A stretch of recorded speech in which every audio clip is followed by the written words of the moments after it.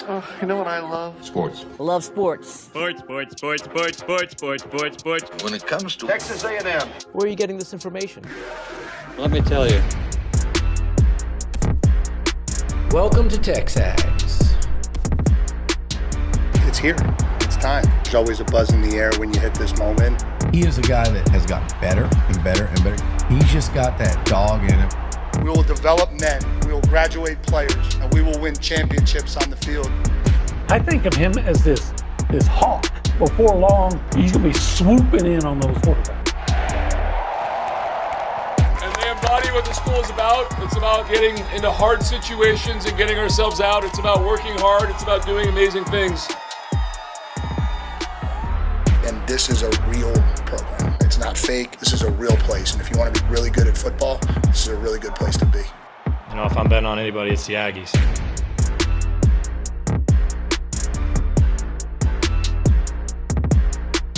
Buchanan? Nuño. Didn't love the weekend. At least from an Aggie baseball sense. Didn't love it. Yeah, it's kind of tough. Aggie women's tennis moves on. The Aggie men's tennis team unfortunately loses. Softball, they obviously got the first win against Oklahoma. That was amazing on Friday. It's dramatic. They lost the next two, but they were very close games. Baseball, kind of a swing of emotions from just an offensive output from Auburn, like that was uncanny. And then you almost have a no-hitter from Weston Moss on Sunday. And then, you know, the middle game that I know what the science says, not the science. What do they call that thing? Trackmaster, whatever it's called. You know what I'm talking about. Yeah. It says Trackman. Trackman, thank you. Trackmaster sounds like a rap group from the 80s. The Trackman says it was a strike. I saw the play. It wasn't a strike, right? So just a weird weekend of this is life in the SEC. Obviously, you don't like to lose a series. I like that they won yesterday afternoon, but just kind of a weekend. Yeah, they came about probably less than 6 inches from winning the series because I believe it was in that second game, Hakopian had a shot over third base that just barely went foul, and they probably win it if it goes. And, you know, there was an error that was pretty routine play that extended an inning where I guess it was that third inning. It led to a 2-run home run that proved to be the difference. I don't want to be the guy that's overly optimistic about things, you know, that's just, you know, sunshine pumper. But I actually came away feeling really good about the pitching. Okay. You know, Auburn, and I'm talking about obviously not Friday, but Auburn, what they have, like something like 14 innings where they scored 1 run? Yeah. You know, we forget that because Friday the pitching was so problematic, and part of that was, you know, Early knew, okay, this is pretty much lost cause, so I'm not going to tax my bullpen. Right, I'm going to throw guys that haven't thrown much at all, and the results were somewhat predictable. But I just talked about the error that would have ended the third inning, and they'd have been down 3-0, and it became 5-0, and then A&M came back, and they didn't get some key hits when they had opportunities, but they stayed in the Gavin Lyons came in, and he pitched, what was it, 6 scoreless innings? 4 scoreless innings. Was it only 4? Mm-hmm. Okay, 4 scoreless innings. 4 innings, 2 hits, no runs, 2 strikeouts, and a walk. So Aiden Sims bounced back from that third inning, has 2 scoreless innings, and then Lyons comes in, throws 4 scoreless innings, and kept you in the game. You had a chance to win it. And then on Sunday, like you mentioned, Weston Moss comes in there and he has a no-hitter going. It's funny, they had 1 base runner through, 6 innings, and that was a guy who struck out, but the ball got away from the catcher. So, and then Fresh Corn came in. There were some times it was more stressful than I wanted it to be, than we all wanted it to be. But understand that 2 of those hits during that 9th inning were infield hits that just kind of fluky. Yeah. Look, hey, props to Auburn. Their offense was better than the numbers would indicate, especially with runners in scoring position. I mean, that offense was really good. They just found ways to manufacture runs. I'll give them props. It's interesting, though, how mouthy certain media members get when their team has success. Like, tell me if I'm wrong here. I feel like we never go on the offensive. We're defensive. I'm defensive as hell. Like, I mean, I know that about myself. But very rarely do we go offensive on someone or something. Am I right here? You mean me and you? Just in general. TexAgs in general. I know Billy has friends with the Texas fans. I recognize that. But, like, have I ever picked a fight? I don't think so. Except SEC Mike. Okay, sorry. Hey, bud. Outside of that, have I picked a fight? I think you're right. We're typically reactionary because we want to talk about A&M. Now, sometimes the lines might get a little gray when you're talking about LSU or Texas, but for the most part, I think that we'll react to things that... We'll react to people being punks, right? Somebody went after Richard this week. I don't know if you saw it. Yeah, I saw it. And then Billy responded to him. He seemed to back down a little bit. But it's funny how people on social media like to, like, you don't know ball, you don't know this, you don't know that. Just stay in your lane, cover your team, bro. I'm not talking about you. Right now I am because you made it a personal thing. But, like, we don't have to be on the offensive when it comes to other teams. Like, seriously, I don't think this show has done that. I care about Texas A&M and what they do. Auburn, great job this weekend. Your team is fantastic. You deserve the props. It was outside of the first game, it was a heck of a series that you'd expect. But between a team ranked 7th and a team ranked 8th. Yeah, you know. You came to Kyle Blue Bell. You did what other teams hadn't done. Congratulations. Enjoy your victory. And if you feel the need to, like, say that our fan base is soft, every fan base is soft. There isn't a fan base that isn't soft. Find me a fan base that isn't soft. I don't. Why were they soft? I don't know, because I guess we were in his mentions. But, like, I don't know of what does fan mean, OB? Fanatic. Okay. Do fanatical people typically, they're just kind of like very high or very low? Yeah. Like, they're not very, it's rare for a fan to just be even keel during a sporting event, right? It's either really good or really bad. You've been with me. Yes, I have. All right? It's here or here, right? So that's what it's called being a fan. You can be, every fan base I think is soft. I would say the Texas fan base is soft. I would say the A&M fan base is soft. Let's say the Cowboys fan base is soft. Alabama. True or not true? Yeah, well, people always react. You know, they care about their team, and if you're going to disrespect, they're going to react. But you know what? You know, somebody says, you don't know baseball. I say, yeah, you're probably right. But here's what I do wonder. But I don't know baseball. I know a successful show. I don't know baseball like, say, a Ryan Brauninger or Richard Zane, so they can probably tell me why this isn't the case. But I am I'm very curious to see if Michael Earley is going to change the rotation at all. I think there's a possibility. I think Richard floated the idea of maybe Ethan Darden getting an opportunity. Interesting. Not that he thought that Michael Earley would do that. I think he floated the idea that could be an option. I think that's the way he phrased it in his Q&A on the boards, his post-series discussion. But look, to me, this is who this team is. The pitching has always been thin. Well, it's been really good the last few weeks, good enough to win series. And Cedillo has kind of been this guy, not what he was on Friday, but he's been really good at times and really bad at times. This is who he's been this year. This is Olin Buchanan trying to talk baseball, a game that I know I followed in college baseball. I don't care about MLB. But I'm not going to try to act like I'm an expert on it, okay?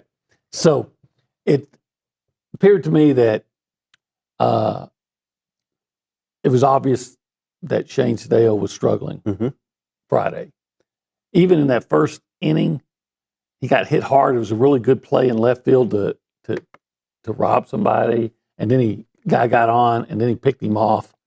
So they were hitting him hard in the first inning, and then the second inning, it all went crazy. And I mean, everybody around me, I'm at the game, is calling for, make a pitching change. And, it doesn't until it gets just out of hand. And I understand that you want to you want to get as many innings out of that starter because you got to manage the bullpen. And like you've kind of alluded to, it's not not bad, but it's not incredibly deep bullpen, right? Is that fair? Yeah. So wow, is that on his mind and keeping Sadeo out longer? But if he had made a move earlier, maybe that game wouldn't have gotten out of hand and you would have been competitive. So with that in mind, do you move him to Friday to Sunday? So I heard from a lot of people over the weekend, like, see, I told you Sadeo shouldn't be our Friday starter. And I'm like, look, with more information available, we can start making different decisions. But I understood the thought process with a guy who had the most experience on your pitching staff, a guy that when he is good is a Friday night guy. I understood the why behind it. Now you could say you were wrong, David. I think they did pretty well up until the Auburn game in SEC play. And it could be like, say, anybody can have a tough day. Yeah, he's had a couple of tough days. And I'm not saying that he should necessarily stay the Friday night guy. I don't know. But I understood the thought process behind it. Like, I don't think it has to be who's right, who's wrong. I think this is my thinking, and I'm going to stick with my gut for right now, and I can evolve my decision-making based on, at the end of the day, we'll look at the entire season, and we can evaluate. But based on what they have done so far, I understood why he was a Friday night guy. I understood why they left him in. I understand why they should have made a change earlier. I get it. Got the information. We processed it. They lost that game. I think they were robbed, and maybe we're being soft fans here on that call at the end. Doesn't mean they win the game or not, but sure like our chances. Yeah, and then there was the one opportunity they had to have a really big inning, and Grahovec this is the Saturday game, had a shot in the left field, and the guy made some kind of diving catch or sliding catch, and they had to look at it and see if he made it, and unfortunately he did. Oh, by the way, speaking of diving catches. Sorrell. Man, he had two yesterday. Yeah, he did. That guy, he had been in a little bit of a slump with the bat for a while, and has broken out of that. But man, there's no slump with that guy's glove. Yeah, that's exactly right. Now I will say, getting a little thin. Hakopian was huge yesterday, but he's a little banged up. Yeah. Nico, obviously, we got to wait to see what his situation is. So a little banged up, a little worried down the stretch, but hopefully we get some good news soon. Yeah, let's keep our fingers crossed for that, because that's a good player and a heck of a bat that you don't want to lose. Yeah. By the way, the name of this successful show, is TexAgs Live. Yeah, I don't know if you know this, but it's brought to you by David Gardner's Jewelers. Believe it or not, I did know that, but I don't think you know what we call the studio. The studio? Yeah. You mean the Rollo Insurance Studio? Oh, I guess you did know that. I guess Jason Jackson. And the boys? Keith, Morgan, the boys. Yeah, and the girls. And all of them. Yeah. This hour, we've labeled it a particular name. We call it the Go Hour. Mm-hmm.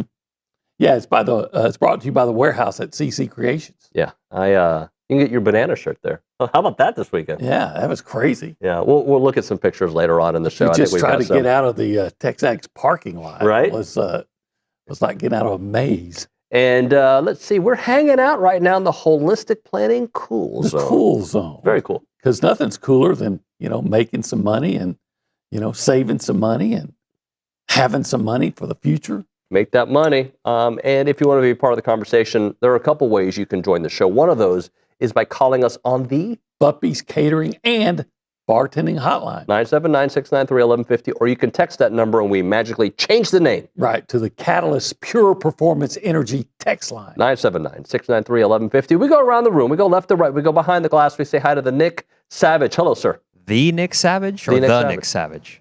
Huh? You said the Nick Savage. Yeah. So, okay. Well, hey, good morning, y'all. What's the difference? I don't know. Just sounded weird. What are you wearing a Steve Jobs outfit? There's a shadow.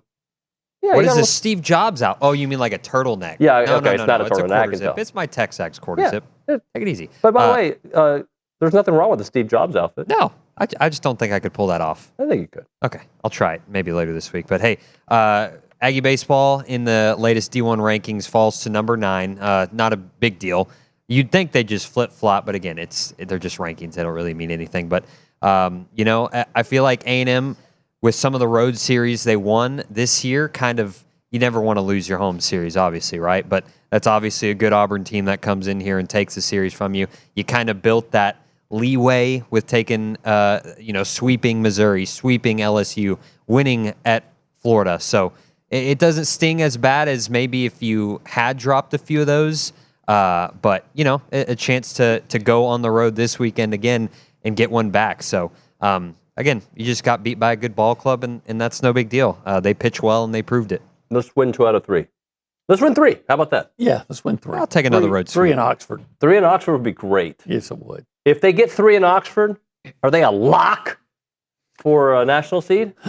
Get 3 in Oxford. Really, you probably only need to win the series. But let's get 3 in Oxford and then win the series against Mississippi State. Oh, then you're a locky lock. If they do that, they'd have 18 SEC wins. So they'd be golden. That'd be a golden lock. They'd be Goldilocks. You know who's hanging out at the Angry Elephant News and Social Center? Tell me who. That's Kayla Gaither. Hello, on a Monday. Guys, on a Monday. What's up, yo? Well, y'all talked about it earlier, but Aggie softball did lose the series this weekend against OU, but they beat them in game 1, and it took about a 14-hour rain delay and then a 34-minute inning for A&M to come back. They were down 5-3 ending Thursday night, and then on Friday, they had a 5-run 6th inning, and then Sydney Peters struck 2 batters out and went 1-2-3 to come all the way back and beat the number 1 team in the country, which was huge. Now, they're going to be the 6th seed for the SEC tournament. They're playing on Wednesday. They're playing against Missouri or the winner between Missouri and Auburn, so 2 teams that A&M softball hasn't played this season. All right. Just get a couple wins, and let's wrong the rights. Let's right the wrongs from last season. Yeah. The way the postseason last season went. There you go. Let's get one more story in. Alrighty, so women's tennis, they swept Quinnipiac to start the NCAA tournament. Then in the second... Quinnipiac. Okay, there we go. What is that, Irish? Irish, I guess? What kind of accent is that? I don't know. But anyway, so they swept Quinnipiac, and then versus Baylor, they started with a loss in doubles, but reverse sweeped Baylor to go ahead 4-1. And now they're in their 7th consecutive Sweet 16 in the NCAA tournament. They will host USC on Friday at the Mitchell Tennis Center. We'll have Mark Weaver in studio tomorrow. Good. The Dream Weaver. The Dream Weaver. That guy wins. Well, he wins. He wins no matter what. OB, I am in the mood for a Thursday lunch that includes a lot of protein and maybe some carbs that are not my typical carbs. But when I go to 1775, I start with a queso mac and cheese. Well, that may be the side of all sides. It might be the main side. It's the remember they say the mother of all whatever. Yeah. This is the mother of all sides, the queso mac and cheese. But it's so good it can be like the main entree. Oh, sure it could be. Yeah. Yeah, a lot of people just like to eat, Don't you have a trick? You break a little bit of the brisket into it? Chop some of that brisket, throw it in. Dude, that's a plate. It is. Now see, that's a meal succulent brisket and that amazing queso mac and cheese. What else can we add to the order? Oh, how about some amazing pork ribs or that jalapeno cheese sausage? I like that a lot. That jalapeno sausage is awesome. And David likes turkey, because he's always counting those calories and his. I'm in a bulk right now. Oh, he's in a bulk? Yeah, so he can have some turkey and everything else, maybe even the pulled pork. They got it all. They got it all, and you should check out the website to get a full list of the menu and all their times, but I'll tell you about it. It's 11 a.m. until they're sold out on Thursday through Saturday. The website, 1775, txbbq.com. Call them up, 979-492-6241. It is 1775. And it's good.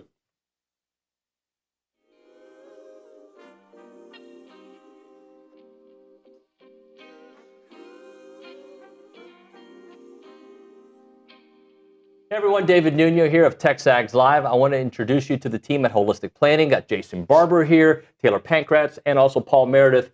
Jason, I want to start off with you. What really sets Holistic Planning apart from the others? Yeah, so what makes us different is most financial advisors stop at investment management. On the other hand, Holistic Planning, we manage investments, taxes, and estate planning all on one team, all underneath one roof. Now, Taylor, when everything is coordinated like that, it really helps the bottom line, doesn't it? It really does. When your investments and taxes are working together, you stop leaving money on the table and keep more of what's yours. Paul, Holistic Planning is trying to expand as well. That's true. We just opened our Houston office, and we're looking for people who feel like their advisor isn't seeing the full picture, because that's exactly what we fix. And Jason, there's other opportunities beyond that. Definitely. If you're a financial advisor and you want to join the Holistic Planning team, we're looking to add 50 teams in the next 5 to 10 years. So check out holisticplanning.com/advisors. All right, so if you want a team that actually coordinates everything, go to holisticplanning.com. Aggies, this one is worth it.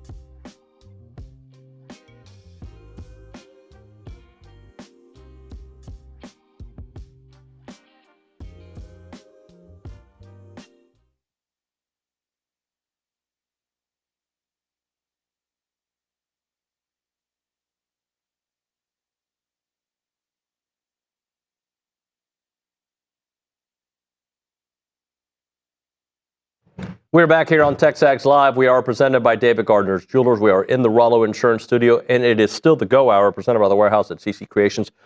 OB, we transition to a little bit of football here. By the way, we'll continue baseball. We'll have Michael Earley and Brauninger at 9 a.m. Brauninger will stick around for another segment after that. Jake Crain joining us at 9:35. He had some evaluations of A&M last week, so we'll chit-chat with Jake from Crain and Company. I think they changed the name. Sorry, Crain and Cone. Crain and Cone. Crain and Cone now. So they've changed since they moved over to the On3 team. CBS Sports ranks the 12 toughest schedule for the 2026 college football playoff contenders. Okay. And if you were to guess top 12, Because A&M's obviously in it. That's the only reason I'm bringing it up. Where would A&M be? Gosh, that's so tough because I don't know all the other teams, and if I did, I don't know their schedules, right? But when you play Texas, and when you play at Alabama, and LSU's supposed to be good, and you play at LSU, Missouri's never a walk in the park. You got to go to South Carolina. Their coach already said they're going to be in the playoff. Probably somewhere in the middle. Yeah. 5. Well, you were exactly right. They're in the middle. 6. Not exactly right, but pretty close to right. The hardest schedule, though, according to CBS Sports, is the University of Texas. Really? It says this is. Well, they do got to play the Aggies. They got to play Texas State. Okay, those Bobcats. They host Ohio State. That's a tough one. UTSA. Okay. Tennessee. I'm not sold on Tennessee. They're 3-1. Oklahoma. Rival game, but I think they're probably better than Oklahoma. So 4-1. Florida. 5-1. Ole Miss. 6-1. I'm not sold Where's on that Ole game? Miss. I don't have that on me. Where's that game, Nick? I can't read that. It's too small. In Austin. In Austin. Okay. By the way, I think they beat Ohio State.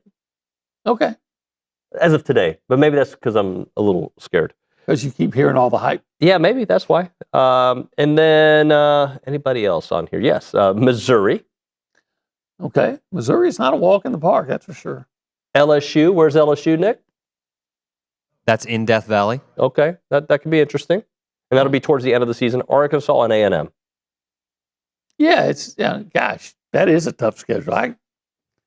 But I figure they'll find a way to go 9-3. So, like from that schedule, maybe better. Who are the legitimate college football playoff contenders from them?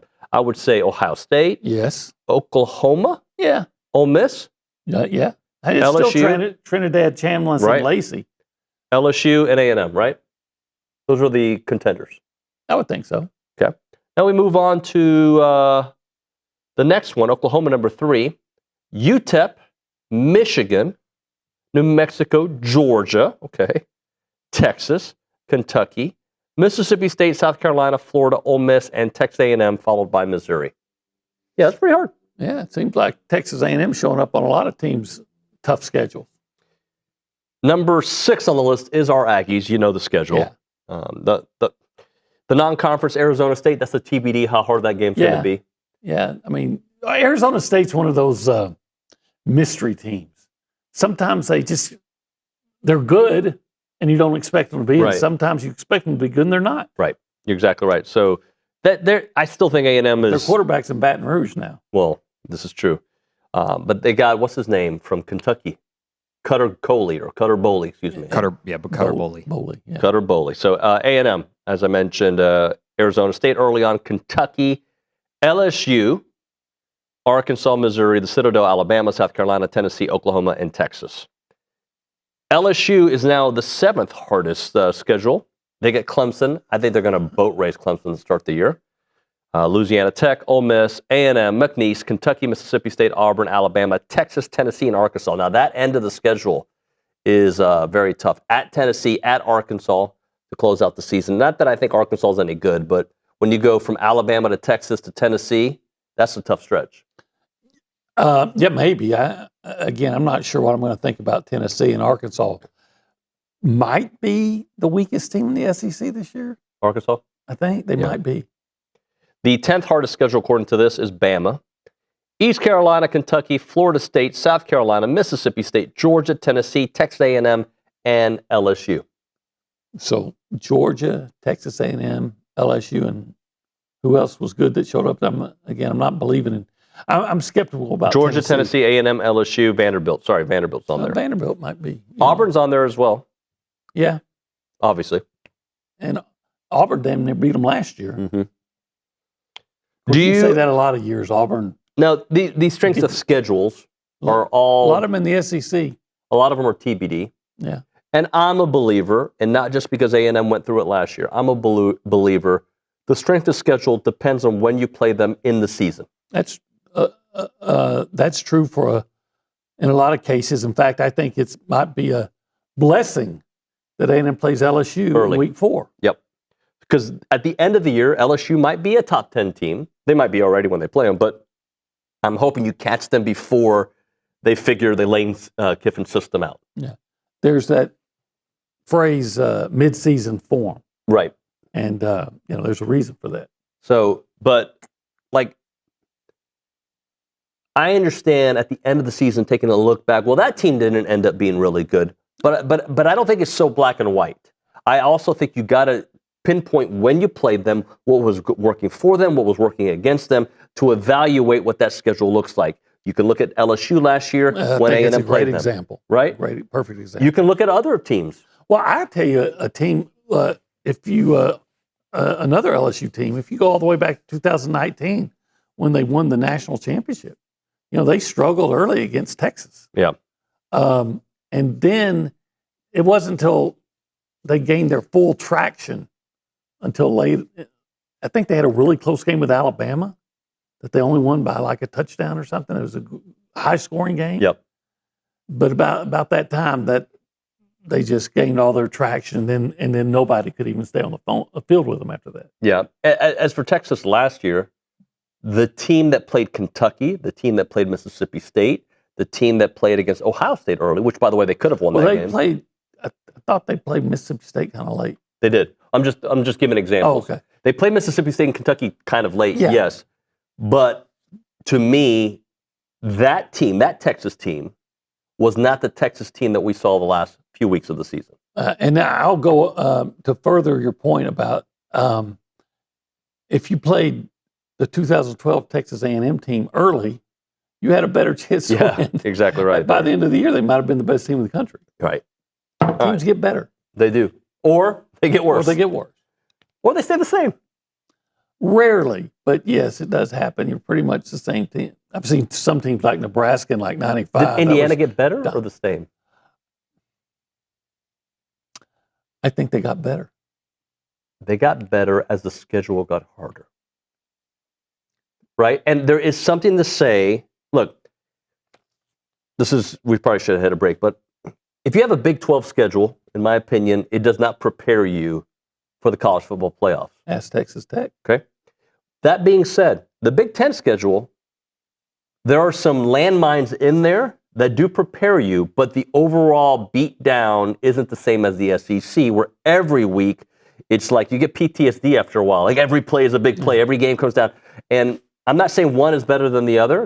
Right now, the Big 10 has the bragging rights as they should. They've won 3 straight national championships. But I think there is something to be said about that when you have landmines every week, what that could do to you.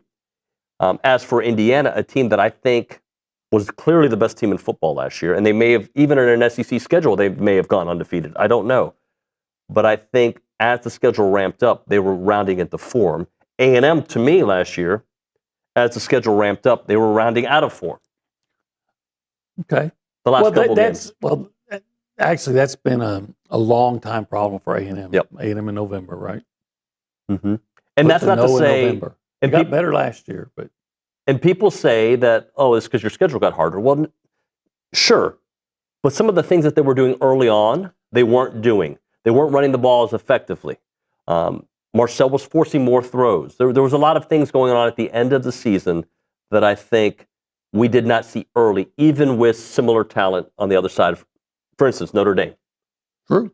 The offense was clicking against Notre Dame. The offense was not clicking the last 2 games of the year.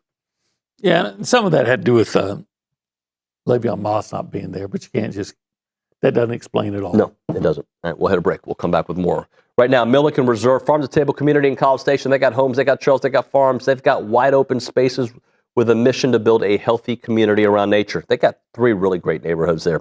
You got the Creek, homes on 10-plus acre wooded estates. You've got the Hollow, homes in a private and gated village connect directly to the nature trails. And the Meadows, homes that are responsive to their natural surroundings. This is Milliken Reserve, a place that's rooted in Texas soil. If it sounds like a place for you, check out the website, millikenreserve.com. Remember, you can get a Conservancy membership there and go hiking, biking, canoeing, kayaking.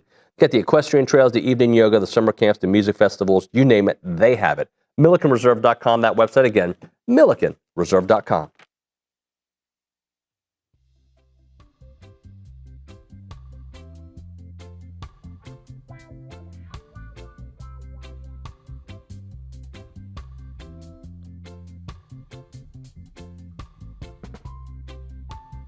Everyone, David Nuño of TexAgs Live, and I'm here with Brandon Moreau of Brazos Valley Floor and Design. They're a family-owned business, and Brandon used to work for the A&M football team, the Texans, you name it. Brandon, tell us a little bit about Brazos Valley Floor and Design. Yeah, like you said, family business. We started in 1999. It was in a small feed store, and about 4 years later, my dad decided he wanted to grow the business and kind of focus on that. So we're in the location we are at now, and we have a large showroom with salespeople with designer experience, a lot of stocking power, and we catered a lot to residential builders, and we do a little commercial work as well. Tell me about your other company as well, Premier Countertop Design. Yeah, Premier Countertop Design is right there on site, so it's kind of a one-stop shop. People can come by, they can look at their slabs that they're going to cut, they're going to compare to their cabinet colors, their backsplash that they're going to do at our flooring store, and we have a lot of digital. We're doing a lot of digital stuff. We're templating, water jet, laser measuring, all different things like that. So tell me a little bit about what sets you guys apart from the rest of the competition. I think just being here in the community for 27 years in business, and our vendors that we have the relationships with, the pricing we can get because of how much we can buy in stock and things like that. And then as far as the countertop business, it's just the way we can be precise with what we do. All right, there you have it, guys. Check out the website, bbflooranddesign.com and premiercountertopdesign.com.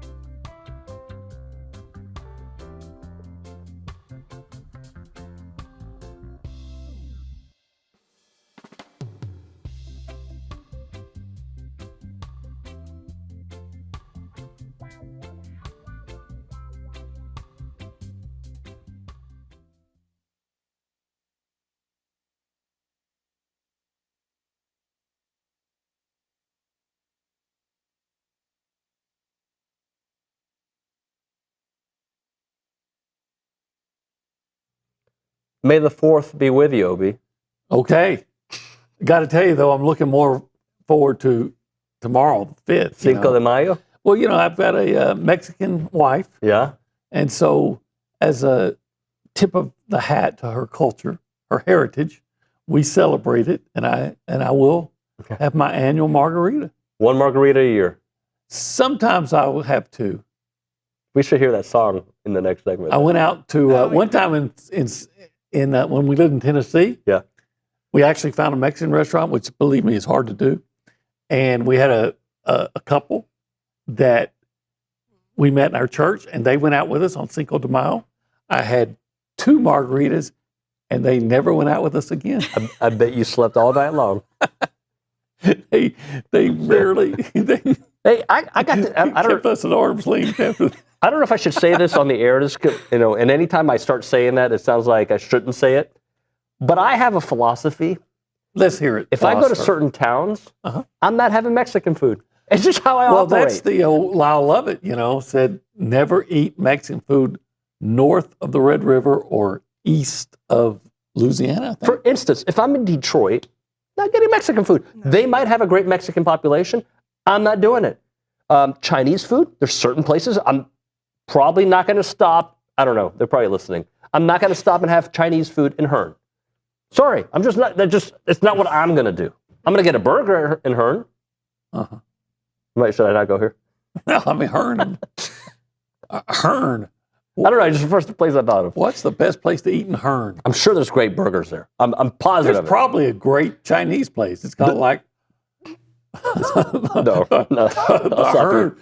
No, but I'm just saying, I don't go. Hearn Walk. The Hearn Son. I'm going to stop. I don't eat at Chinese buffets. I don't eat at any buffets. I'm against the buffet community. I used to love buffets, especially when I'd go to a casino. I think that's a different level of buffet, though. Casino buffet. Oh, yeah. I got one with some crab legs and some lobster. But I'm probably not going to get Cuban food in Alito. Just saying, probably not. I think they have a big Cuban population. They might. In Alito. I like that population to be. And when I walk in, probably can't find it in Hearn. You're exactly right. When I walk in, I want those people there. Right. Right. If I went to a Japanese restaurant, we should probably move on. And there was a white guy, cooking the You know how they throw their stuff around, and they throw the hibachi. Egg in, hibachi. Thank you, Nick. I don't want Nick Savage doing my hibachi. I'm just saying. Believe it or not, I do. I have a Blackstone griddle, and I'm ting ting ting ting ting. I'm just saying, when I go to a Japanese restaurant, I want a Japanese guy or woman cooking my meal. I can make you an onion volcano. That's awesome. What has happened to this show? And it's my fault. I'm going to get the call. Why did I allow it to happen? But I'm just making a point. Would you get Italian food in Italy? Sure. How about Grandview? No. They're just about 10 miles apart. You're saying Italy, Texas? Well, yeah. Oh, okay. No. But do you agree, though? There's certain markets you go to yes, and certain you don't. I do. One time. We're in Oklahoma City. Remember you guys talked about going to, no, I'm not going to have Mexican food in Oklahoma City. It might have, I just don't want to. One time, Gabe Bach and I were going to South Carolina. Okay. It was 2015. It was the Kenny Hill game, 2014. Okay. And he says, I got a place for us to go eat. It's called the Palmetto Pig. I said, Gabe, with all due respect, I'm not eating barbecue in South Carolina. Right. I live in barbecue heaven. I live barbecue central. I got 1775.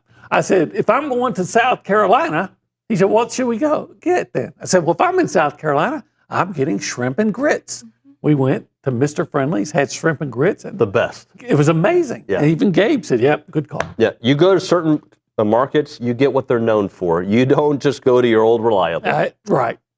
Exactly. That's why I'm so disappointed whenever I go to Baton Rouge, because I'm thinking I'm going to get great food. No, if you want to get great Cajun food, you stop in Lafayette before you go to Baton Rouge.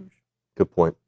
So, old reliable, back in the day, running the ball was old reliable, right? Okay, yeah. And I think offenses have kind of evolved to not, they still, like Elko, established the run for sure, right? Mm-hmm. But I don't know if the running attack is as big as it used to be. And the reason I bring it up is Nick Saban. He goes on the McElroy and Cube show in the morning. He says, I think offenses are going to come back to saying, okay, you're smaller, you're faster, you're quicker, you're going to use this speed to pressure me and play in space. I'm going to run downhill and see if you can take on the blockers and defend the run. Basically saying everything sort of goes through a cycle. I think you're going to see some football cycle back to that. Yeah, I agree. I do too. I think that's one of the reasons A&M has been successful, is they can run it. I still think in college football today, outside of a quarterback, if the most important positions, seems to me, and look at those guys that won national championships and look at their receivers.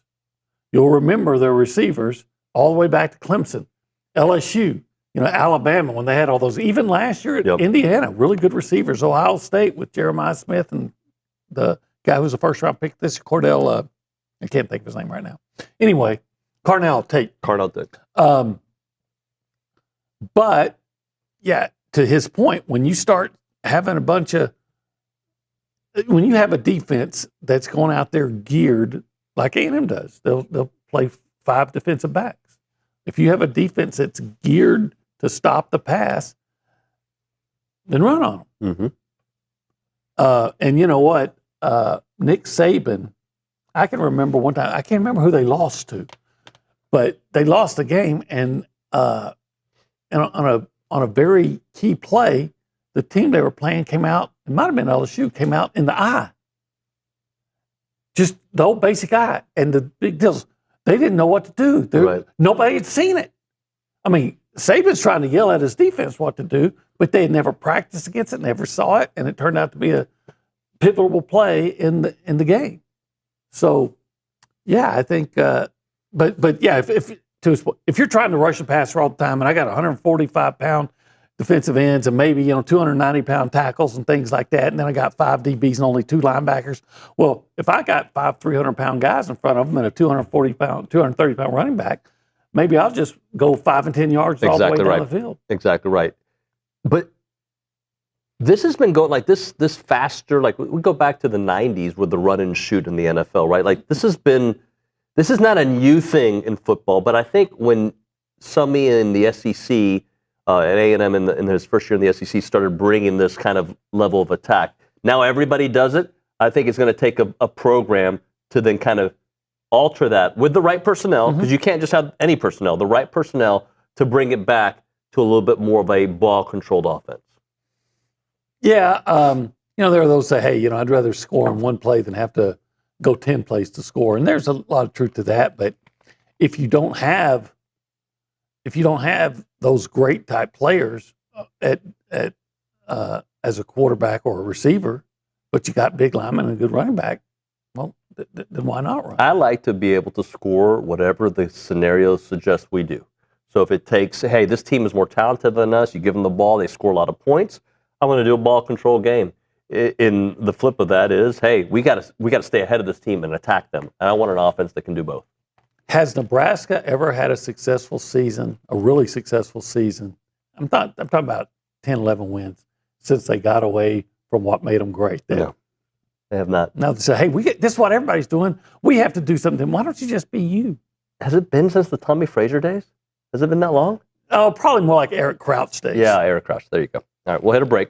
We'll come back with a final segment. We'll probably talk a little bananas. I know we had a team there taking videos and pictures, so we'll take a little bit about that, get to some text messages. Right now, we're talking about Rollo Insurance. They build lasting relationships through education, and they want to help you understand what you're buying, the why behind it. They have expertise in just about everything from home to auto to business to specialty coverage, and their independent agents provide options tailored to your specific need. They want you to understand what you have, right? So they're going to explain it to you in plain language, ensuring you're never left wondering about your coverage. And this educational approach empowers you to make informed decisions, protecting your family, your home, and your business. Many clients discover better protective rates just by simply understanding all of their options. Visit the website, rolloinsurance.com/TexAgs. That is rolloinsurance.com/TexAgs. Or call them up, 888-44-ROLLO. That is 888-44-ROLLO.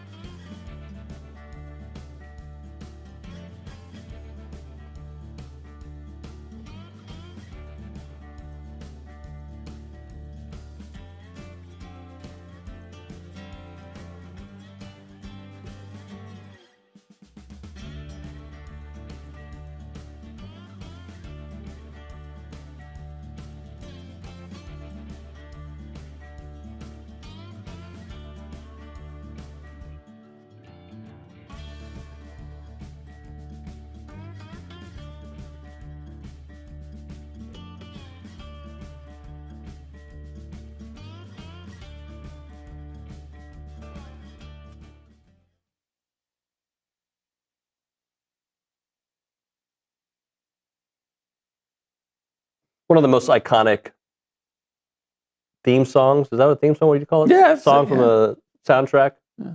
This and, of course, the whole Rocky playlist. What else is like, you've got the Star Wars playlist, you've got the Rocky playlist. What else is like, you hear it, you know the movie?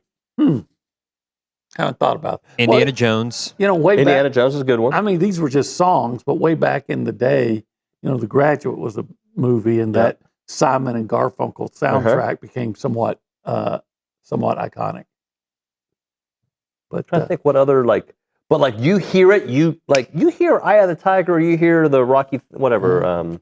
What's the main song called? Eye of the Tiger. No, the main song. When they're just gonna fly now. Gonna Fly Now. Yeah. Okay, like like it's automatically takes you to where you were the first time you saw. What other movie soundtrack is like that?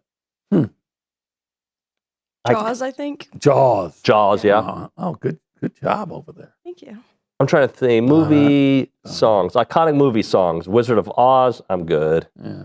Grease. I know it's a musical. Grease. but- God help me. Never saw it. You never saw Grease? Never saw it. It's a good movie. Staying Alive. Okay. Celine Dion. My Heart Will Go on the Titanic. I'm good. Yeah. But yes. You know what? I don't think Leonardo DiCaprio. Reese part Nygren went says Top Gun. He That's died. Top Gun. Yes. Yeah, you don't agree? No, I was just saying that I don't get My Heart Will Go On when it's all about people dying. Yeah, and their heart stops. Literally, that's how you die. But their heart's gonna. I don't get it. The bad call, Adele. I'm gonna read you a couple of them. This has nothing to do with our show today. Lose Yourself, Eminem, 8 Mile. Yeah, I didn't see That's it. not your thing. Didn't see it. Take My Breath Away from Top Gun. I'm good. I thought there was more of the Kenny Loggins song. Danger Zone. Danger Zone. Yeah. Flashdance. From Flashdance. Yeah. Yeah. Okay. Was that big enough to be iconic? I don't think so. I liked Jennifer Beal back in the day, though. I'm trying to think. I Will Always Love You. Whitney Houston, The Bodyguard. I'm more of a Dolly guy. Yeah, Dolly wrote that. In fact, didn't she sing that in the Best Little Whorehouse in Texas, which we're allowed to say that. She made that, which we actually have a clip from that in our opening. Oh yeah. When he says Texas A&M, Bert Lundquist, that's from that movie. Caleb earlier said the Jurassic Park theme song. I couldn't tell you the song. I don't even know what it is. Do you know? Is that iconic? Is it that dinosaur song? I would know it as soon as I heard it. You would know? What about Yeah, Interstellar? like I'd Have y'all recognize seen it. Interstellar? Yeah, but I don't think the music from that is iconic. Now I know who made that. Hans Zimmer. You'll recognize it as soon as you hear it, though. Hans Zimmer Now, I mean. made all the Batmans. That's how I know. Okay. Yeah, well, I know you're going to disagree with that, but that one Batman where they had Prince do the soundtrack, that was awful. I don't disagree. Oh, okay. Yeah, I mean it was whatever. Like that was not a good Batman. Yeah, time. only time I think Prince failed to live up to expectations. Someone else said Footloose. Footloose is yes. Another Kenny Loggins all over the place. Mm-hmm. Let's actually finish up with some sports here on the show. We've got a minute left. Do we have any videos or pictures from the banana? Look at that, Kyle Field with blue. I don't know if I like it, but I like it's cool. It's every restaurant in town. We went to go eat Mexican food during that time in College Station, by the way, and they had this game on. It was everywhere. And I was getting text messages from people around the country. Are you watching the Bananas? Are you there? No, I'm not. I didn't. But it was awesome. And I know that the event at Aggie Park was incredible as well. I'm glad everybody had a good time. I'm glad they did this. I saw some guy on Twitter complaining. I'm glad. Make money. Make that money, baby. Pay Jimbo off. I hope I'm remembering his name correctly, but Jordan Barth, who was here in studio for the Texas Tornadoes, hit a home run when I walked into the restaurant. Tailgaters. Sorry, what did I call them? Tornadoes. Tornadoes. Which is a good band back in the day. Freddie Fender and I think Texas Doug Tornadoes Saul. were also a Arena League football team. Obi, Probably. thank you. When we come back, we're classing up the joint. Michael Earley, at least that part of it, and Ryan Brauninger, TexAgs Live.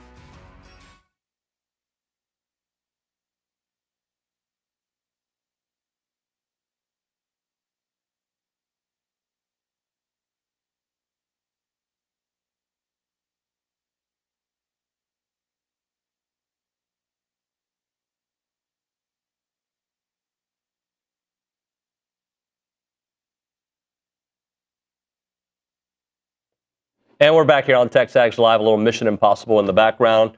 We are presented by David Gardner's Jewelers, Rollo Insurance Studio. That was that's the soundtrack we were listening to. Oh. Perfect for what was going on with Reese Nygren. Seemed like a Mission Impossible over there as he's getting the segment ready. Michael Earley in studio, talk a little Aggie baseball. Coach Earley, how are you, sir? Good, how you doing? I'm good. So let's kind of just look back. Lost the first couple games, and then come back on Sunday, and Weston Moss pitches a gem. Just what does that bounce back mean for this team? It's big. I mean, it's, game one, it's not really a game, right? You just got flat out handled. So you take that one out of it, right? And then you play 2 one-run games, and for Weston to have the performance that he had was, like I said it after, like, we needed it, he needed it, and we need it for him moving forward. So, and you could see where he's been trending. And it was good to see him get just a little longer into it. So he did a really nice job. Didn't win the series, obviously not what we want to do, but it's still about when you can grab one of those 30 wins, one of those 30 games. It's huge because this league is, as you can see, it is week in and week out pretty tough, and it's hard to win baseball games. Well, one thing I've said is, like, heartache is currency in this league. Like, that's kind of how you deal with it, right? And you've said you have to be desperate to win every time you go out. And I just watch games around this league, man, and the way you said is you're never more talented than the team in the other dugout. Outside a couple of clubs right now, it feels like you might as well flip a coin when you go to the ballpark because, like, it just depends on how you play. It's exactly how you play, right? Unless if you play, who plays the cleanest baseball and walks the least amount of guys, all the baseball, it's what it is. It's like I feel like this league, it's like I feel like everyone starts out. You're going to lose a certain amount, you're going to win a certain amount, and it comes down to just like grabbing as many as possible. But yeah, there's no team that's more talented than the other. You can make arguments probably matching up every team in the league. So it really is. That's why it's the toughest league in the country, and it's, what do you call it? Heartache. Heartache's the currency. Yeah. Like, I saw him after the game yesterday, and I was like, have you been able to unclench yet? And he's like, you just don't unclench in this league. It's like every pitch. And that's why we can sit up here and talk about before the season as like analysts. 15-15 is a really good record in this league. If you go 15-15 over your 30 games, as a coach, you're going, wow, like I feel like we're lucky to get to 15. Well, yeah, I mean, not to go, but I mean, every team that won 13 in our league last year, it's in the postseason. Yeah. Yeah, it's tough. You never want to lose. You never want to think about losing, but you just want to play as good a baseball as you can. And when you do lose, you hope you lost because you just got beat, and it wasn't a situation like game one or a couple of the games we've had where you just didn't play well. Yeah, those are it's baseball. Those you have something to get away from you, but you are now 10-1 in game threes throughout the year. Pretty important statistic. When you win on Sunday, regardless of what happens, you win on Sunday, and I think. If we are sitting here in a couple of weeks looking at A&M as a host, whether it be a regional or super regional host, you can turn back or go back and look at what you guys did on Sundays as a key reason for that. It has to be something that you're proud of for your team. Yeah, and I want we got a couple more left. I think one being a Saturday, but yeah, I mean, I think it just the importance of everything has been what has been stressed the entire year. Especially by the leadership in the locker room. Like, every game matters. Like, you do not know which game can possibly define your season, which play, everything. It all matters. And they did a good job with that. And we got to continue to play good baseball. So, we're in a good spot. We got to figure a couple things out, but not ideal. Never want to lose, ever. But great job by the guys coming out. Sometimes when you get beat, it's like, let's get this win. It's like the Georgia, like, let's get this win and just get them out of here. Like, let's get this win, get them out of here, and move forward. I got one before you jump in, David. Yep. What have you learned now? I've asked you a lot about, like, what have you learned about managing the program? What have you learned about managing games and series and now almost 2 years on the job? Maybe something that you've learned about managing games and series this year that you are doing differently than you did last year. I think just being convicted in your decisions, like, you got to make a decision, and whether it works or it doesn't, just be convicted in it. And I think when it comes down to it, I think I heard a football coach say this, and it doesn't apply to baseball as much, but it can. But it's just, you pick players over plays, right? Like, there's not a ton of plays in baseball, but when you don't know, just stick with the players. Let them play the game. And it might be a situation where a pitching situation. And it's like, how do you view that player in that moment? No matter what it says on paper, not no matter what it says, because some of that's glaring, but it's like, how do you just feel about him in that moment? And just learning those guys, how they move, not necessarily just on the mound, but in the batter's box. Like, there's been situations where it's like, you really felt like maybe you should bunt, but you don't necessarily think that guy can do it or should, and just letting him play. And it works the other way too. I just go back to Bendy's bunt at Missouri. Like, it's just the belief in him in that moment to do it. And what is that gut feel? But gut feel comes from the stuff you've seen them do in the background. So not to get long-winded on your question, but it's just like, you just got to, with your instincts, you trust them and you go with it. There's no what if. Well, the decision to lift Weston yesterday when you did. He's at 70, 78 pitches, and there's a legit argument that can be made like, hey, let's see if we can squeeze some more out of him. Yeah, no. But you looked at him and said, what he's telling me with his body language says it's time. I know Weston. Yeah. Yeah. And he did a good job getting that second guy out. And then it does come down to, okay, you have a certain feeling about a guy. I don't care what the scoreboard says. Like, I know he had a no-hitter, he had a one-hitter. Like, we're trying to win the game. And then, like, Frelick's coming up to bat.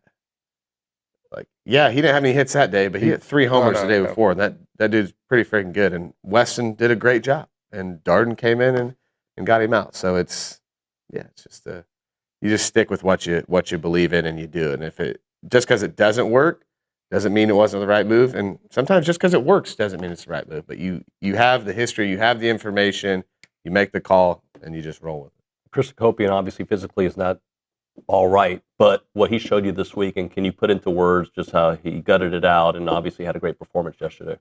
Yeah, I mean, luckily it's one of those things that doesn't affect him when he hits, and it should continue to get better as the days go on. But yeah, his toughness can't be overstated. I mean, just some pretty bad luck on his end since he's been here. I mean, you get run into by Jordan, you get hit in the face with the ball. He had the back thing early on, but he's never complained, never wavered, just wants to play. I don't think it's unique because Braden was like this too.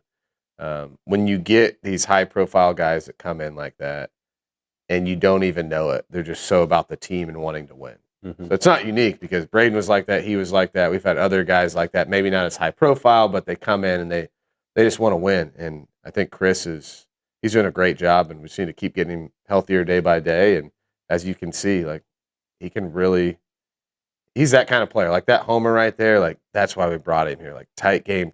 He's that momentum switcher in his big swing. Well, he was less than a foot away from winning the game on Saturday, game 2, with that line drive down the line that would have probably scored Sorrell and won you the game. But I'm going to go back to the end of that game. You get run protecting your player. In the heat of the moment, did you know that, hey, first thought was, I can't have him get tossed? Yeah, I just wanted Gavin to. Yeah, okay. And then what do you think, how, it's part of your kind of managerial growth, or these are situations that I think they just happen, but is there thought that goes into that beforehand? Like, I've got to protect my team for arguing for them, like fighting for them, but then I absolutely have to go protect my player. Yeah, I mean, protecting the player is, I've always been about that. You learn that a lot when I was in professional baseball. Like I had some really good managers that were good with that. And it's one of those things where it's like your family, right? It doesn't matter if he's wrong, like I'm with him. Mm-hmm. You know what I mean? Unless it's egregious. It probably still doesn't matter. It's like your boy does something wrong, gets in a fight, that's your boy. You're going to do it, right? So sure. That's what that is. And that's just, I'm an old school baseball guy when it comes to that. So you always protect your players, especially that guy right now. Right? Yeah. So it's like, get him out of there. Can't lose him for tomorrow. And then, yeah. So he's got to, the thing about Gavin, if your program continues to move forward, I think we could point back to Gavin Grahovic as one of the key pieces. Why? Because to me, again, looking from the outside, the egoless leadership that he's provided to miss last year and then say, hey, wherever you need me, in my draft year, you play me. You need me at first base. I've never done it, but if you need me there, I'll go play there. And then Nico has the injury, and so he just goes over the other side of the infield after not playing third base in 15 months, and he makes every chance that they hit at him. And some of them were not easy.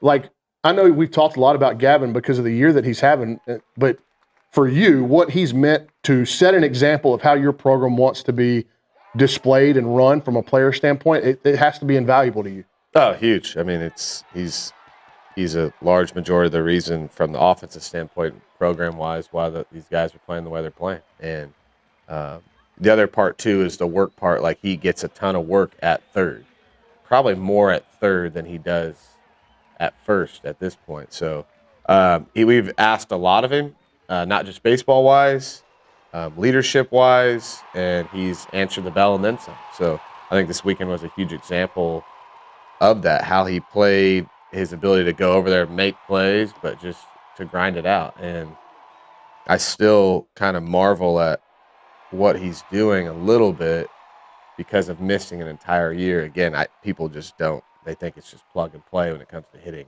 It's not. But at the same time, I don't, because I saw him go through it, like in the offseason. Like, this was not easy. There was some tough, really, really tough days in the fall, like literally learning how to find this. And it kind of went into the season, right? Still tinkering, still messing, but his work ethic has been infectious. And yeah, it's been incredibly invaluable. Shane's had a tough go recently. What are conversations with him like, considering he does wear his emotions on his sleeve? Yeah, I mean, we got to figure out a way for Shane to help this baseball team, and he's shown flashes of it, but definitely not. He's to the point now, and Shane's great, man. Like, he's awesome, like awesome guy to coach. Like, just I can't say enough good things about him, and I know Shane is a good player. He is a good player, and he's gonna do something to help us. We got to make sure we put him in those positions where he can. So he hasn't stopped working.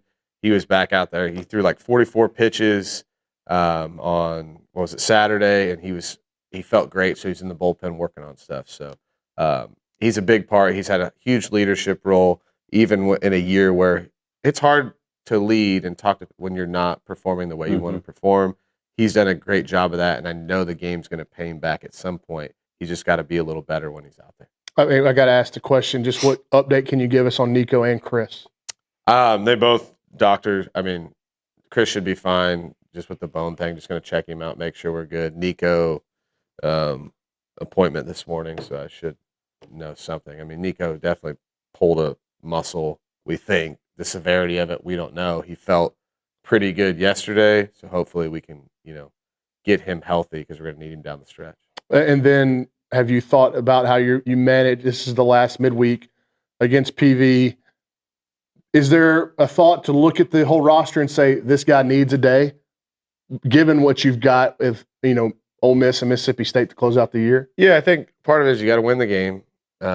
There's the flow of how we've played, right? You get in a rhythm of weekend to off day to Tuesday to light practice Wednesday to practice or travel Thursday or both to game. There's part of that. You got to win, right? So, yeah, there's a thought. You always think that, but at the same time, I think guys need to play, and then you can get guys in the game. Guys to look at are a guy like Bear. Like, these guys can play. I mean, they're playing. These guys want to play pro ball. They're playing 4 days a week. Like, this is nothing. So, yes, definitely always thoughts, but at the same time, like, you got to win. You won your 65th game yesterday. Does that even register 7th all-time at A&M in the middle of the season, or is it just it is? I did. Yeah. No. His facial expression said all right. No, not at all. But no, we need more. I want. Keep adding to that. Let's keep going. 6,500 more. Yeah, that sounds great. Yes, and the only thing I have left is, as the game got late yesterday, man, to me, the 9th inning was Clayton Freshcorn's year last year. You just think about hard luck, and like, they had some good swings, but the ground ball that hits him that's the game-ending double play if it doesn't hit him. And he makes a great pitch to Guevara, who beats it straight in the ground, and there's just no play. Last year, Clayton Freshcorn had those situations, and it unraveled on him. And then this year, in multiple occasions, you think about he gives up 2 homers to Texas in the 9th, then rallies and gets it done. And then yesterday, I mean, it couldn't have been more of a perfect 2-hop ground ball to an infielder to get yourself out of it. It just speaks to me, his maturity, his mental toughness, and the growth of him in your program. Yeah, he just continues to make pitches, and it doesn't. I don't think he unraveled. I'm not in his head. I don't know what he thinks, but I would think that when that was happening to him early on last year, he was kind of thinking, okay, what's going to happen next? Mm-hmm. I think now where he just grabs the ball and he throws the pitch because he knows if he's convicted in what he does, something good will happen. And it did. And it's baseball. Like, it's just hit it right to, I mean, Taylor made double play. And, 4 pitches before they had a foul ball that I'm not sure how foul it was. And the day before we had a foul ball that was just that foul. So I just think he's convicted and he's just about the process. And I think he was before, but I think it's a full conviction. He's not like, oh, what can happen next? He's like, I'm going to throw this because something good's going to happen. And I saw it was his 11th save or something like that. Was that on the season or on the season? Yeah. Oh, wow. So, yeah, I mean, we're giving him the ball. I told you we're going to give him the ball more, and we are. We wish we could have given it to him more this weekend in multiple games, but we couldn't. But he came in and got the job done like he's done all year. Was there any thought of, hey, we want to get somebody else loose? Or was it his to eat the inning? No. I mean, yes, like if that spirals, and yeah, we would have got someone up, but they weren't going to take the lead on anyone else but him. I like that. Yeah. Coach Earley, thank you very much, sir. Appreciate you guys. All right, we'll hit a break. We'll come back a little bit more with Bronny right now. If you're looking for real peace of mind when it comes to your money, check out Aggie-owned Paragon Financial Advisors. They're an independent fiduciary serving clients all across Texas. No sales pitches, no commissions, just honest financial planning and investment management. And what sets them apart is the over 9 CFPs, the CFA, and the CPA all on staff, and they take their credentials seriously, and they work tirelessly to help you build a future that you can feel good about. Go to paragon-adv.com or give them a call, 979-693-3907. Just schedule your free consultation today. It is Paragon Financial Advisors, integrity, expertise, and trust. Paragon Financial Advisors.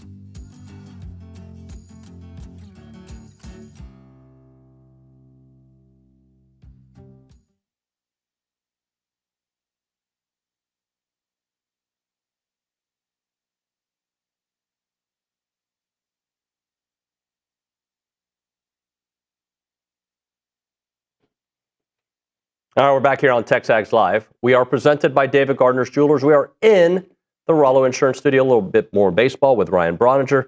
Brian, what was your takeaway from the weekend? This was an emotional roller coaster of the way these games went. One was not even close. One came down to some bad umpiring, in my opinion. Maybe that's not why they lost, but they certainly would have had a chance. And then, obviously, the almost no-hitter yesterday. Welcome to the SEC.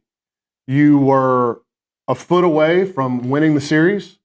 You were a foot away from being swept. Mm-hmm. That is why I say, heartache's the currency of the league.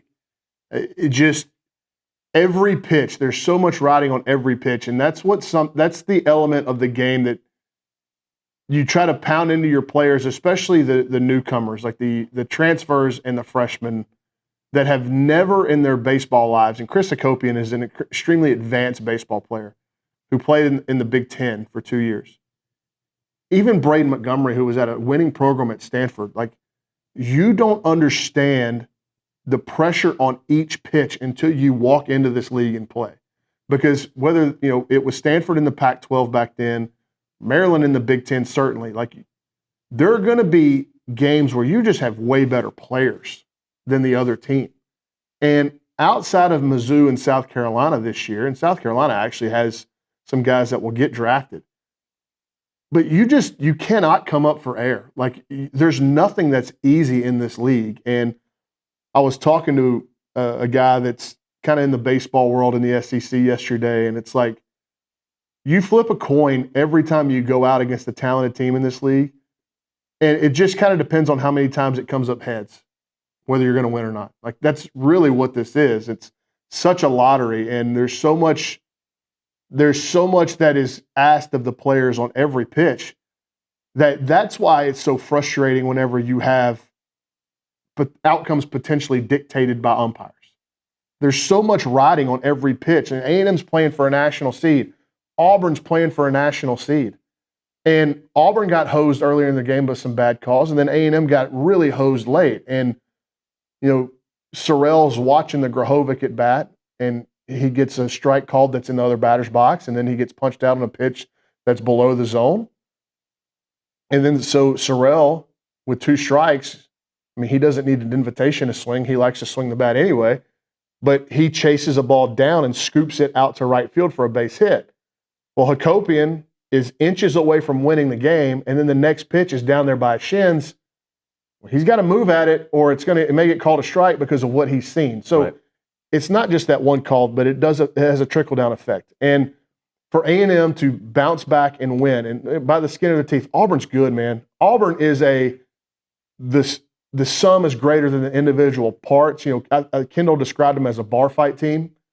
That's accurate. Auburn came in here and they played the game the right way. They played very hard. They weren't Butch Thompson's got a really good team. They just kind of keep their nose down. They're not about chirping the other team. They're about their own guys. And I was really impressed with Auburn at the end of the weekend. That's an Omaha caliber team. And when you are an Omaha caliber team and you play other teams of that ilk, it's going to come down to, 1 or 2 pitches, 1 or 2 plays in a series that will determine the outcome. The unfortunate thing is that A&M had a stinker, and Auburn probably swung the bat better in that game 1 than they have in any game all year. A&M's going to do that to somebody. They're going to have it done to them. That's just the nature of the game of baseball. You're going to have stinkers and get blown up. I actually think it's a lot easier because of how Saturday went, where you didn't play well, but you came back in the game 2, and you did play well, and you're just on the wrong end of baseball. Saturday wasn't that tough to swallow from just looking at the games. Game 1, you got torched. It happens. It's easy to move on from. Game 2, you're like, hey, we're right there. Played well. It just didn't go our way. Right. So, but you had to bounce back. Saturday wasn't that big of a deal if you were able to bounce back and win Sunday. And so they showed some real mettle and some real resolve in salvaging the series. And you continued, what that win did is you got you to 15 in the league. So now you are guaranteed to have a winning record in the SEC. It puts you probably 1 win, maybe 2, 1 or 2 wins away from locking up at least a regional host. Right. And it keeps you in the conversation for a national seed. The RPI this morning, A&M's number 8. And I think that matches where they're number 10. Or where are they? Were they ranked 8th again? I thought they were ninth, right? Yeah, okay, Yeah. so they're 8th in the RPI, 9th in the rankings. The rankings don't mean anything in determining regional sites. But winning yesterday, it's a good RPI win. It just keeps you in that national seed discussion with 6 games to play. So what do you think? 18 wins to be a national seed? 17 can get 3 you in? and 3, you're going to be right there on the line. Okay, so 2 is not enough. I don't think 2 will get you a regional host for sure. One might get you a regional host depending on everything else kind of happens around you. But if you only win one of these final 6, then you're going into the postseason having lost 3 series in a row. Right. And it's the optics of it ain't great. So 2, I think you for sure wrap up a regional host. 3 and 3 is going to put you right there. If you win these final 2 series, you're a national seed, no question. So it's all within reach, and a lot of it's all within reach because you won on Sunday. And I was thinking about this. You go back and you look at this A&M season so far, if there was one day that you'd like to play again, one game you'd like to play again, it's the Sunday against Oklahoma. Yeah. Where they played in what was essentially a tornado. Play that game straight up. Do you win it? Who knows? But you'd like at least another shot at it, and because you'd be really sitting pretty if you'd had a series win right there. What do you think the options are for the rotation? What's in play? Well, I'm sure the discussions surrounding it there's not an easy answer. If it were up to me, and I don't have near the data or the anecdotal information that the coaching staff does because they're around the players every day, if it were up to me, I'd keep Aiden Sims in game 2. I just think he's your best arm, and it gives you, because you don't have much consistency out of Moss and Sadeo, it gives you some real swing. So you're either playing for a series win or you're playing to get back even. Didn't work out for him this weekend, but Aiden, he settled down. So he gave you another good outing and kept you in the game. I'd keep Sims on Saturday. I'd give Weston Moss a start. I don't know when it would be. And I don't know that I'd announce it. Okay. I might keep it TBA. I mean, it might be TBA or it's just so hard, man. Like, what do you do with Shane? Shane's got to go to the bullpen to me. And what does that mean? Does that mean that he is down there and just don't know when he's going to pitch, or is he down there with an opener in front of him? Kind of like the approach with Weston a couple weeks back, like that? Yeah, but Weston never had an opener, did he?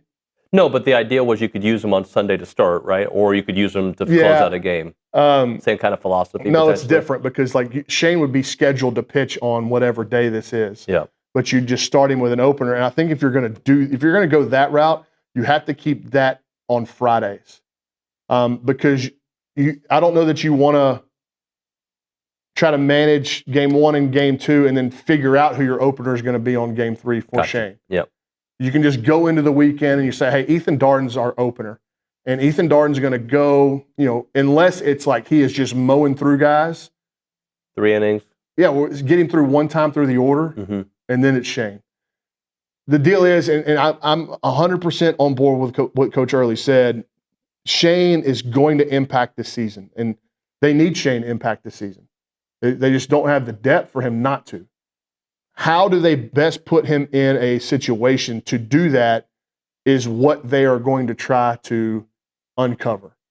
And it's not a game that you want to be playing in week 9 of the SEC season, but that's where they're at. That's where you are. And again, there is some freedom to this, and there's a little bit of fun to it because now we get to really manage. We get to nothing's off the table, right? So there's some freedom in it, right? And the way you want to go about trying to fix the problem.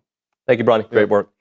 In Texas, your HVAC system isn't a luxury, it's a necessity. And when you need service, it matters who you call. So call the Daily Company, locally owned and operated company. They take real pride in serving the community. Their HVAC department provides comprehensive service, including repair, maintenance, full system installation. So whether your AC stops working in the middle of the summer or your heater needs attention before a cold streak, listen to the technicians there at Daily Company that we're going to help you out. They have emergency HVAC repair. They know how when breakdowns happen, they never happen at a convenient time. And their team works with all the major brands from Lennox to Trane to Goodman to Rheem to Honeywell to Daikin to Amana. At Daily Company, they stand behind their work and they treat every home like it's their very own. Contact the Daily Company today, 979-260-2020. That's 979-260-2020. Stay comfortable year-round with a local team that you can trust. It is the Daily Difference.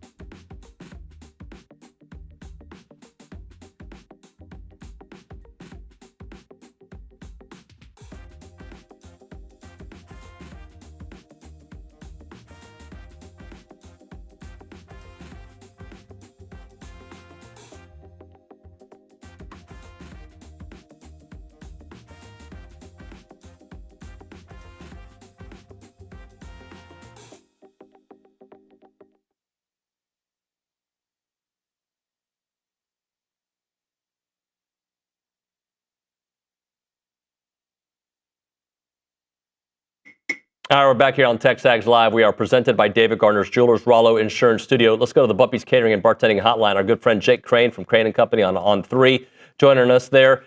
Jake, before we get started, I got to tell you, You're wearing this hoodie that reminds me of my youth, and maybe for you being in Nashville, it's more about the Titans.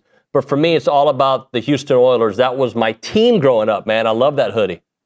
Listen, when I come on TexAgs, I'm only wearing the best. All right, this is the best hoodie I have, and I actually, have a connection. My father played for the Oilers when Nick Saban was actually the secondary coach. So we've got a ton of old Oilers stuff. I still say the baby blue, the powder blue. I think regardless of who's wearing it, whether it's the Braves, whether it's Ole Miss, UCLA, doesn't matter. I think it's the best look. But no, got a little bit of a connection to the Oilers there. And to be honest with you, the Titans is a very interesting situation right now, obviously. But now, man, I'm excited to join you guys. And look, I don't want to come in here and take a victory lap about Mike Elko, because again, I know y'all believe too. But the few times, when we're right in this business, you got to crow, because they'll for sure as hell tell you when you're wrong. But I'm fired up for you guys, man. Well, I appreciate that. And Jake, not that you can probably do anything about it right now, but I think the wrong mic is on, because I'm hearing you on the wrong mic, I think. So if maybe they can change that, it would make for a little better radio. But let's talk about Mike Elko then,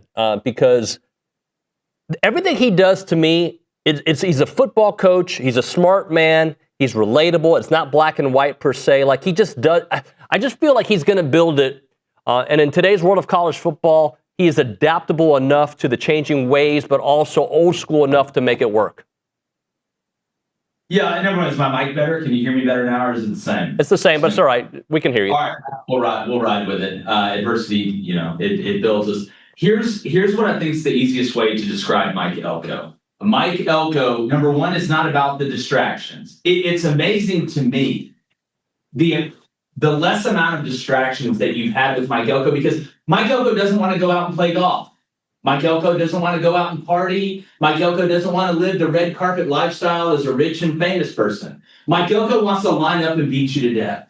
And to me, with a guy that is singularly focused, that bleeds onto the players. And we probably one of the biggest compliments I could ever give a coach is that his team plays complementary football. And when you go back to A&M's schedule last year, go look at the score differential and how they won games. They won it in multiple ways. I mean, you've got a game where you go on, you go and beat Notre Dame 41-40. Then you're able to beat Auburn 16-10. You have got to be able to win multiple games in multiple ways. That's how you make the playoff. That's how you continue to have these 9, 10-win seasons. And what Mike Elko did at Duke was he was playing with a little bit of a short deck, and he got every ounce of juice out of the squeeze. So you don't have to be a genius or a savant or a psychic to realize when he goes to a place like Texas A&M that has more resources than Saudi Arabia, it's probably going to work out as long as he keeps being himself. And Mike Elko is not going to change for anybody. So the versatility of the ways you win gives you the ability to win more, and I think that's what we're seeing. But it's the same thing I talked about at SEC Media Days a couple years ago. When I think about Texas A&M, I do not think about very flashy. I don't think about high flying. I don't think about Styles points, even though the Savannah Bananas were just in town. And by the way, sorry, my Auburn Tigers had to come into Bluebell and taste that ice cream a couple times. But what I love about what I'm seeing from them is that edge is back. That grittiness is back. The whole thing that I think the 12th man was built on was not that I want to go and stand on the red carpet and take pictures. It's that we're in a bar fight out behind the local watering hole, and we're probably going to win. And that's who A&M needs to be, and I think that's who they are. That's why in our SEC post-spring rankings that we just did, they're really high, and today we're dropping our post-spring top 25, and A&M's going to be really high. Well, Jake, I'm glad you're mentioning all that, because I'll tell you what Aggie fans, and even myself, sometimes struggle with. Is the sustainability, right? You have a good year, but then you wait 4 years for your next good year. And that's been A&M throughout the last 20 years. So with such a change in roster, because, 50% of it is gone, and with such a difficult schedule, what gives you optimism? Is it Mike Elko? Is it the transfers he's brought in? Is it Marcel Reed with basically his third year of starting, second and a half? Like, why do you have optimism with so many changing faces in this program? It's because I think the culture's been cemented. I think this is who A&M is now. And in a college athletics world of lack of continuity, yes, you can talk about 50% of the roster's gone, but look what they return. Look at the spots that they returned some of these guys, including Marcel Reed, who him and Damon Washington are not getting talked about enough. I hear all about these other quarterbacks. You hear a million things about Arch Manning, and that's fine, and that's great. You hear all this about Julian Sayin. You hear about Dante Moore. If Marcel Reed can just throw the fastball for a strike, he is going to end up being invited to New York for the Heisman ceremony. I truly believe that. It's not being able to throw it hard or have a good deep ball or have the ability to do it. It's the consistency to do it, and I think he's natural enough as a passer to make that jump. But what I do know is this: A&M will be good on the line of scrimmage. And if you're good on the line of scrimmage, that travels, whether you're on the road, whether you're a neutral site game, and then obviously it helps at home. I trust in the culture that's been cemented with a quarterback that is coming back, with an identity that is coming back, with a head coach that is going to continue to build on that. And then when you look at the way the schedule kind of plays out, there's not a quote-unquote easy schedule in the Southeastern Conference, but I kind of like the way it stacks up a little bit for A&M when you look at early to the middle to the end. I believe in the culture that's already been cemented there, and I think it's going to show its head again. It's done it twice in a row. Why would it not do it a third time? Jake, your audio is great, by the way. It might have been on our end, so just I don't want to get anybody in trouble. I'll just blame y'all, Nuño, so Sammy can get away with it. So we won't have to have words outside. I'm just kidding. Sam does a great job. Jake Crain with us here on TexAgs Live. All right, Jake, let's talk about the end of last season, the way things went south, and how maybe it'll be different this upcoming year. Because at the end of the year, I feel like that really good offensive line had their roughest stretch. You could say, well, they took on some elite guys. I mean, South Carolina, Texas, and obviously Miami. Why do you think Marcel didn't have the time? They weren't able to run as effectively. Is it the opponent? Did something break down? Did teams catch up? And should that be a concern heading into this season with a brand new offensive line? No, I wouldn't be concerned, again, because of what you've built and kind of the identity of who this team is. And you have a quarterback that has that dual threat ability, which always takes a little bit of pressure off the offensive line, really, whether you're running the RPO stuff, the zone read stuff or not. I want to make sure and give credit to the opponent, because obviously Texas front seven, pretty daggum good. Miami's front seven had to, I don't even have to explain anymore about Miami's front seven with Rumenbane and Mesidor and all those guys. I do think the Miami game at home, the moment was really big for Marcel. The win did not help. It affected Carson, too. It's not like Carson Beck and this Miami offense had an incredible time moving the ball up and down the field, and it was just a beating thoroughly. It wasn't like that. It was basically a stalemate, it seemed like, for most of the game. But I go back to what I said earlier about Marcel being able to make the routine throws routine.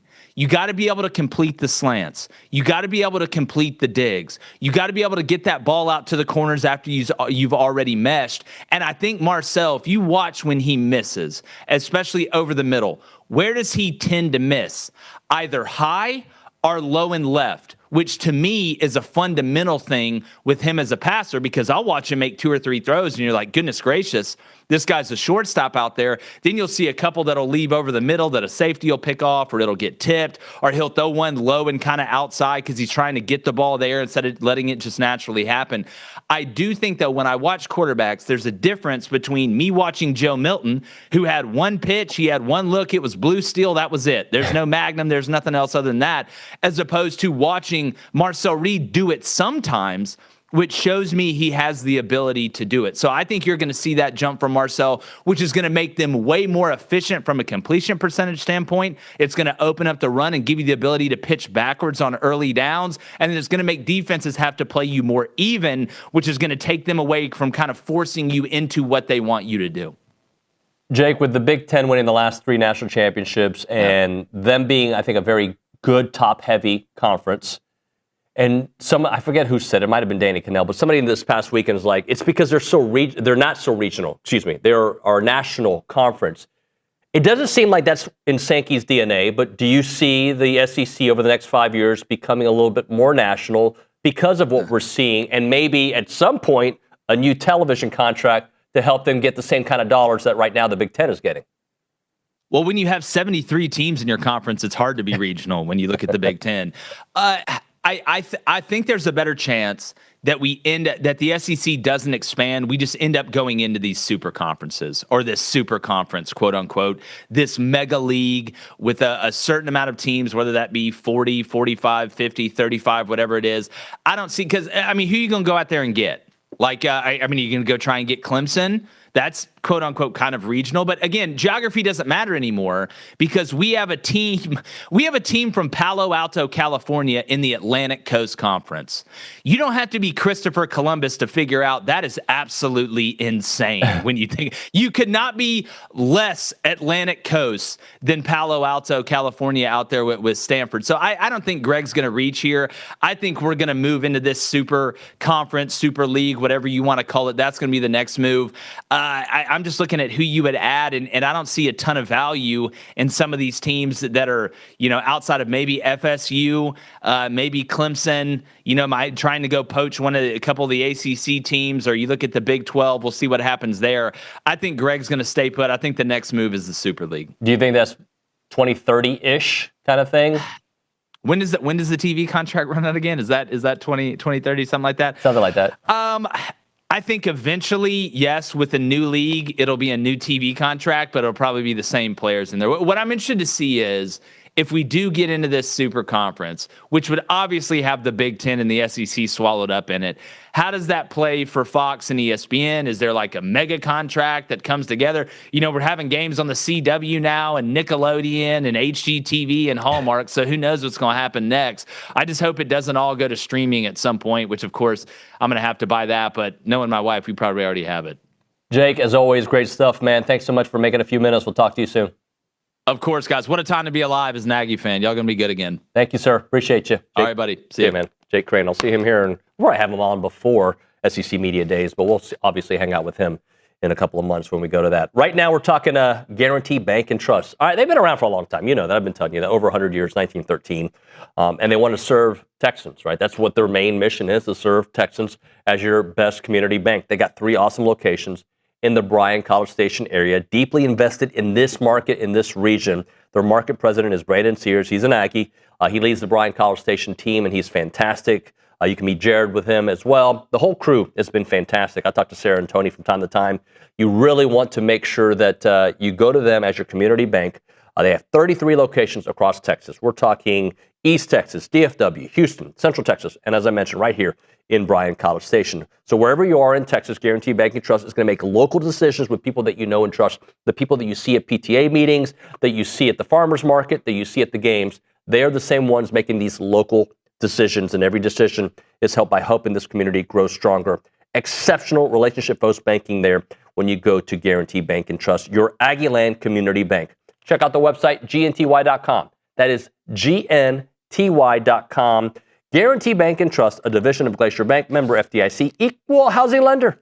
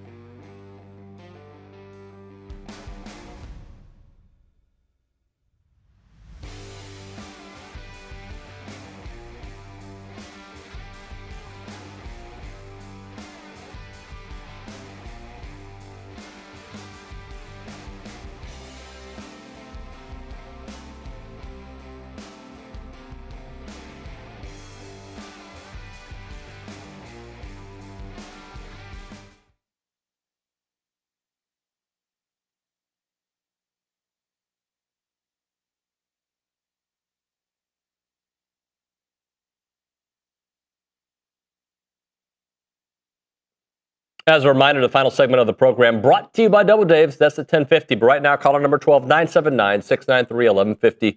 We're going to hook you up with your choice of a dozen pepperoni rolls or a large one-topping pizza. They've been serving Aggie Land since 1984 with your favorite pizza and, of course, those world-famous pepperoni rolls. Reliable in-house delivery, bringing piping hot goodness straight to your door. Just click on doubledaves.com, and your favorites are on their way. And as a reminder, they are not open on Mondays. So we go to the Angry Elephant News and Social Center. Kayla, you went viral? I had a little bit of a viral tweet on Saturday. What was it about? Well, I took a video of the A&M softball girls giving the Oklahoma seniors roses before Saturday's doubleheader. And it landed on OU softball Twitter. I got a lot of comments just saying how A&M was very classy, how they were very appreciative of OU seniors getting the roses before the game. And it got almost 1,000 likes, lots of views, 29,000 views. And they were nice. They were very nice. Unlike some other Twitter posts that I've seen this weekend. Yeah. My Twitter post was very nice. All right, nobody was mean. Nobody was mean. Good. That Oklahoma, that is a dynasty, right? Oh, yes. They travel, too. Davis Diamond was filled with OU softball fans. It was crazy. So it's a huge dynasty. Were you there on Friday afternoon? Yes, I was. How was that experience? I mean, it was interesting because the atmosphere still felt like a huge game, even though it was delayed for 14 hours. Yeah. People still showed up to Davis Diamond and rooted our softball team on, and it was just insane seeing us come back in the 6th inning like that. So it was crazy, but do we have any texts or any YouTube commentary? well, we had a comment earlier when Coach Earley was on. Mike Weezy said, "Can you ask Coach if by chance he's seen Jordan's birth certificate? Ain't no way he's a freshman. That's a grown-ass man. LOL, love that guy." He is a grown man having a phenomenal year. Yes. And we'll talk about it a little bit as we wait for Billy to show up, but I'm not that they built us so much good grace these last few weeks that, I didn't like losing the series. I mean, nobody did, right? I still don't think it was a strike that ended, Gavin's at bat. That being said, on Saturday, if they take care of business and win these next 2 series, they're going to be golden. If they don't, they're going to have some work to do, right? As Bronny said, you don't want to lose 3 straight series. So you better win these series and hopefully win them convincingly. Right. And I think they've just come such a far away from the beginning of the season where everybody thought they were maybe not going to do as good, but I think they've come a long way. They have come a long way. We'll hit a break. We'll come back. Get some more baseball thoughts while Billy in studio. We'll listen to your text messages or read them. TexAgs Live, presented by David Gardner's Jewelers.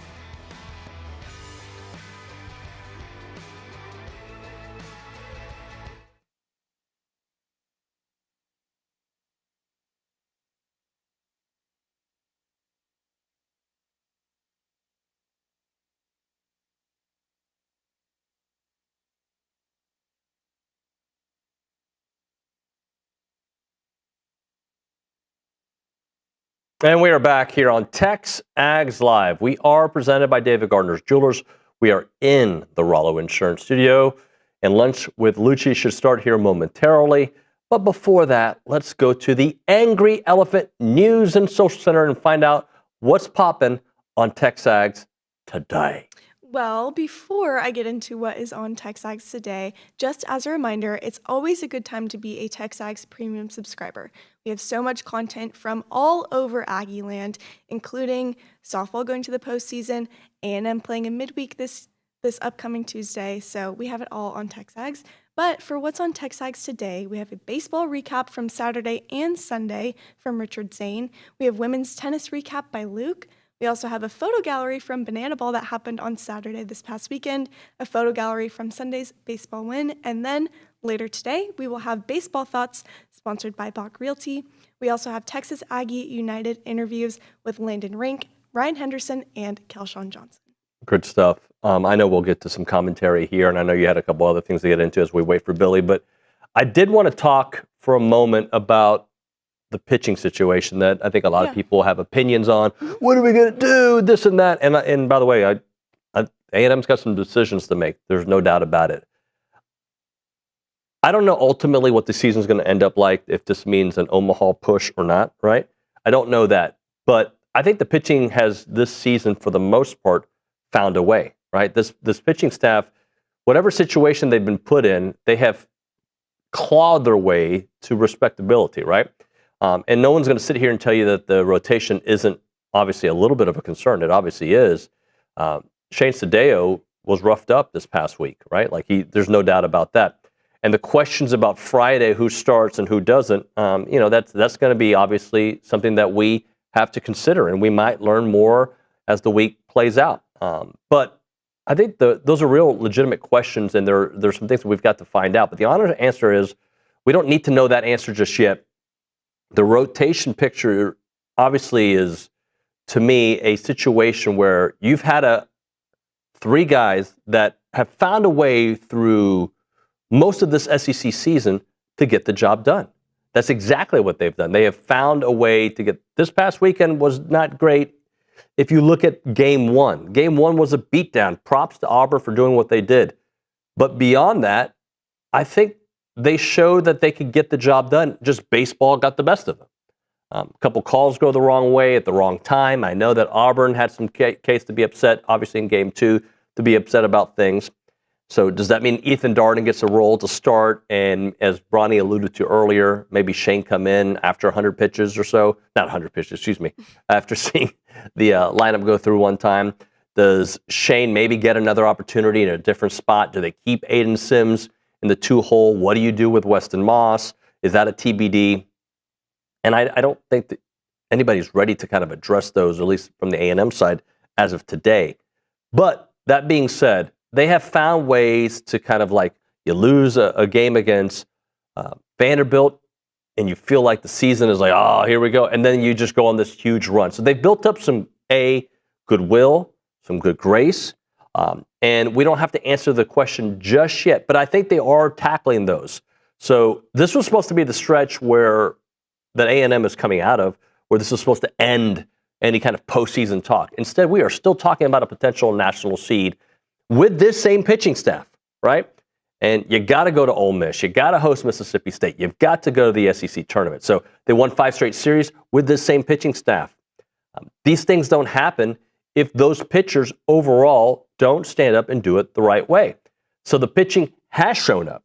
So at this point of the season, I think this is who they are. They are a thin staff that somehow finds some gems in weekends that are difficult, and then other weekends pitches well enough for this offense to get going. And by the way, that Auburn pitching staff was fantastic. That Auburn offense manufactured runs, especially with people on base. So the arms for this team that hadn't been counted on, at least earlier, started to deliver. Roles got reshuffled. People have kind of emerged. And then other people are still trying to find who they are. And I think Shane falls into that category. And I agree with what Michael Earley said earlier. I agree with what Bronny said earlier. Shane's going to have a role with this team this year to where we're he helped us win a game, or several games. But look, there's no mistaking he has been on or off, and sometimes in the same game he's been on and off. But I think he has done enough with this program that just got to maybe tinker, put him in a different position.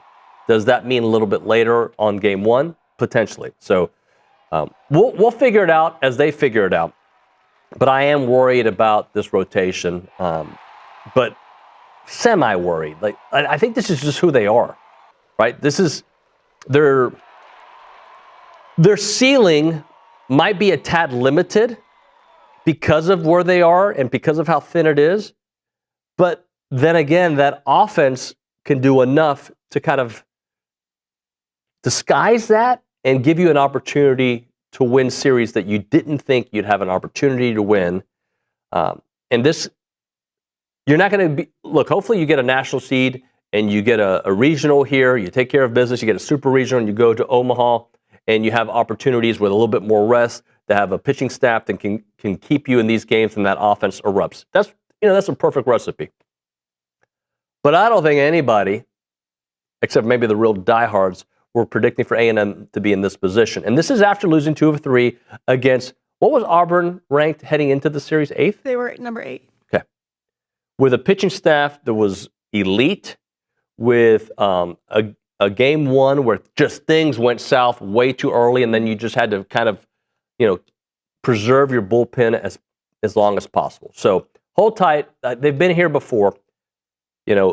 Hopefully a week from now, when I'm doing this show next Monday, and we've had Coach Earley on, we're talking about a series win and sighing away from the Auburn loss, right? But I just think this is who this team has been all year long. And you're going to have some offensive explosions, and you're going to have Shane's going to pitch a game where we're like, there he is, right? But this is who they are. You got to score a bunch of runs to win some of these series. Aiden Sims wasn't perfect. He's been pretty darn good, right? So they're I don't want to say they're fine, because I think we won a national championship. We won an opportunity to hoist that trophy.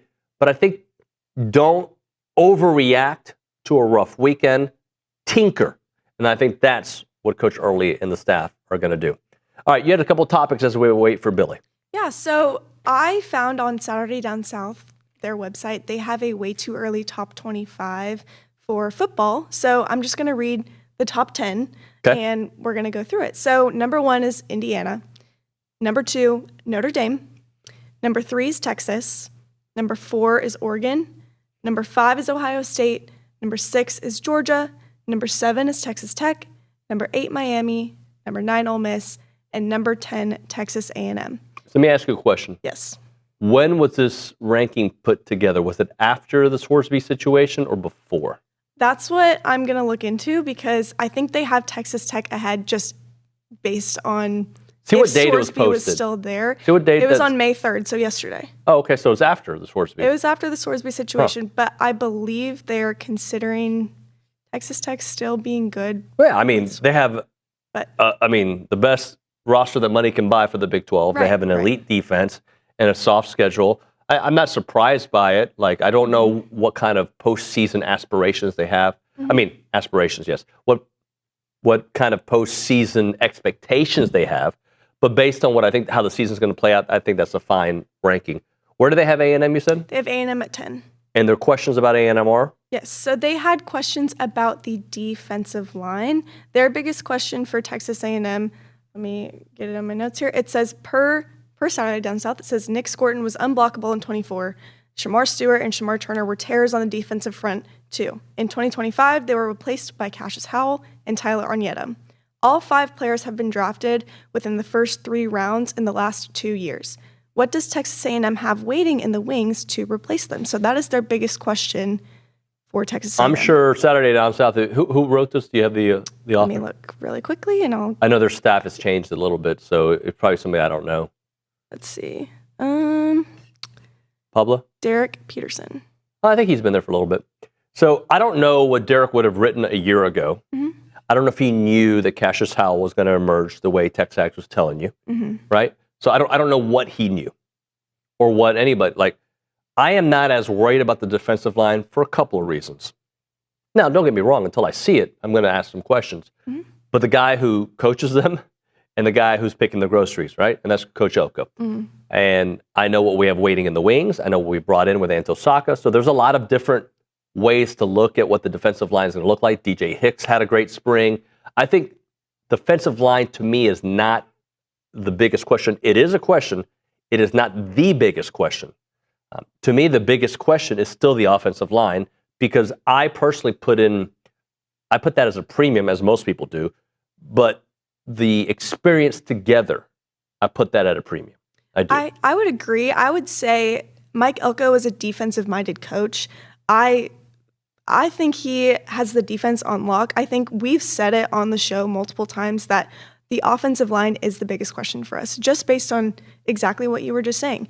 I think the defense is going to be okay. I know Damian Sanford, obviously his injury, but there's a chance that he comes back, and there is a chance that the defense doesn't take a hit this season, so I agree. Billy says that he's here, so I'm going to hit a break. We'll come back and do a full segment, a longer than full segment with Billy Liucci on the other side. Right now, a moment for Caldwell Country Chevrolet, Highway 21 in Caldwell, and online at caldwellcountrychevrolet.com. If you're a business owner, you need to listen up. If you want to take your business to the next level, Caldwell Country Chevrolet is always expanding their selection of commercial vehicles to meet your everyday needs. So if you're looking for a service body truck to a heavy-duty flatbed and a medium-duty truck that can handle those tough jobs, Caldwell Country Chevrolet is the place to get it done. They've got the muscle for your business demands, and they are a designated business elite dealer, which means they understand what it takes to keep your company moving forward. And every commercial vehicle comes with that free oil change for life, because they believe in supporting local businesses. And of course, they love supporting Aggie athletics. Remember, it's about a 15-minute drive the edge of Bryan to the beginnings of Caldwell. Short conversation away, but you'll see the difference when you step on the lot and do business with the great people at Caldwell Country Chevrolet. Highway 21 in Caldwell, online caldwellcountrychevrolet.com.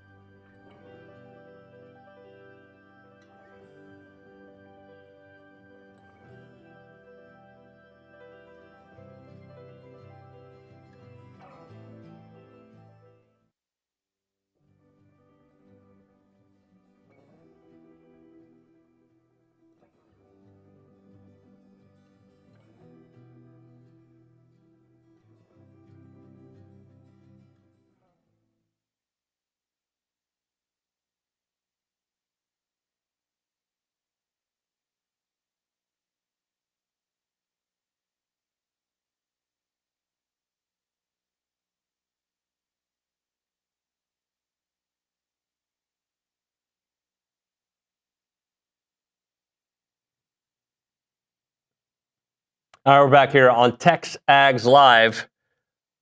I said that kind of aggressively, didn't I? TexAgs Live. Is Reese Nygren allowed to talk to us now that he's running the show? Yeah, you are? Do you know how to? Reese Nygren running the show, not Nick Savage Reese today. Nygren. How are you liking this? You seemed a little stressed when Coach Earley was here. How are you liking this? Yeah, his mic's not on. That's great. It's going pretty good so far. You know? It's a lot. There's a lot of things happening in front of me right now. Yeah, there's a conversation. There's you're giving me Panic and Kate Bickham vibes right now, though. You can ask Kay Nagley. I have yet to panic. We are not. We have no panicking vibes here. Did you see a little bit of panic? A little bit. I can't see Reese from all the I way can't over lie. here, There might have been a little bit of panic in there. Oh, okay. That's all right. The panicking Nygrenator. Yeah. All right. Reese, good job, buddy. Way to figure it out. All right, let's read a text as Billy puts on his mic and finishes his phone call. Let's see. I mean, all of our texts have been about Hearn and the good food in Hearn and Navasota. Yeah. From the earlier Go Hour segment because you were dissing Hearn. I wasn't dissing Hearn.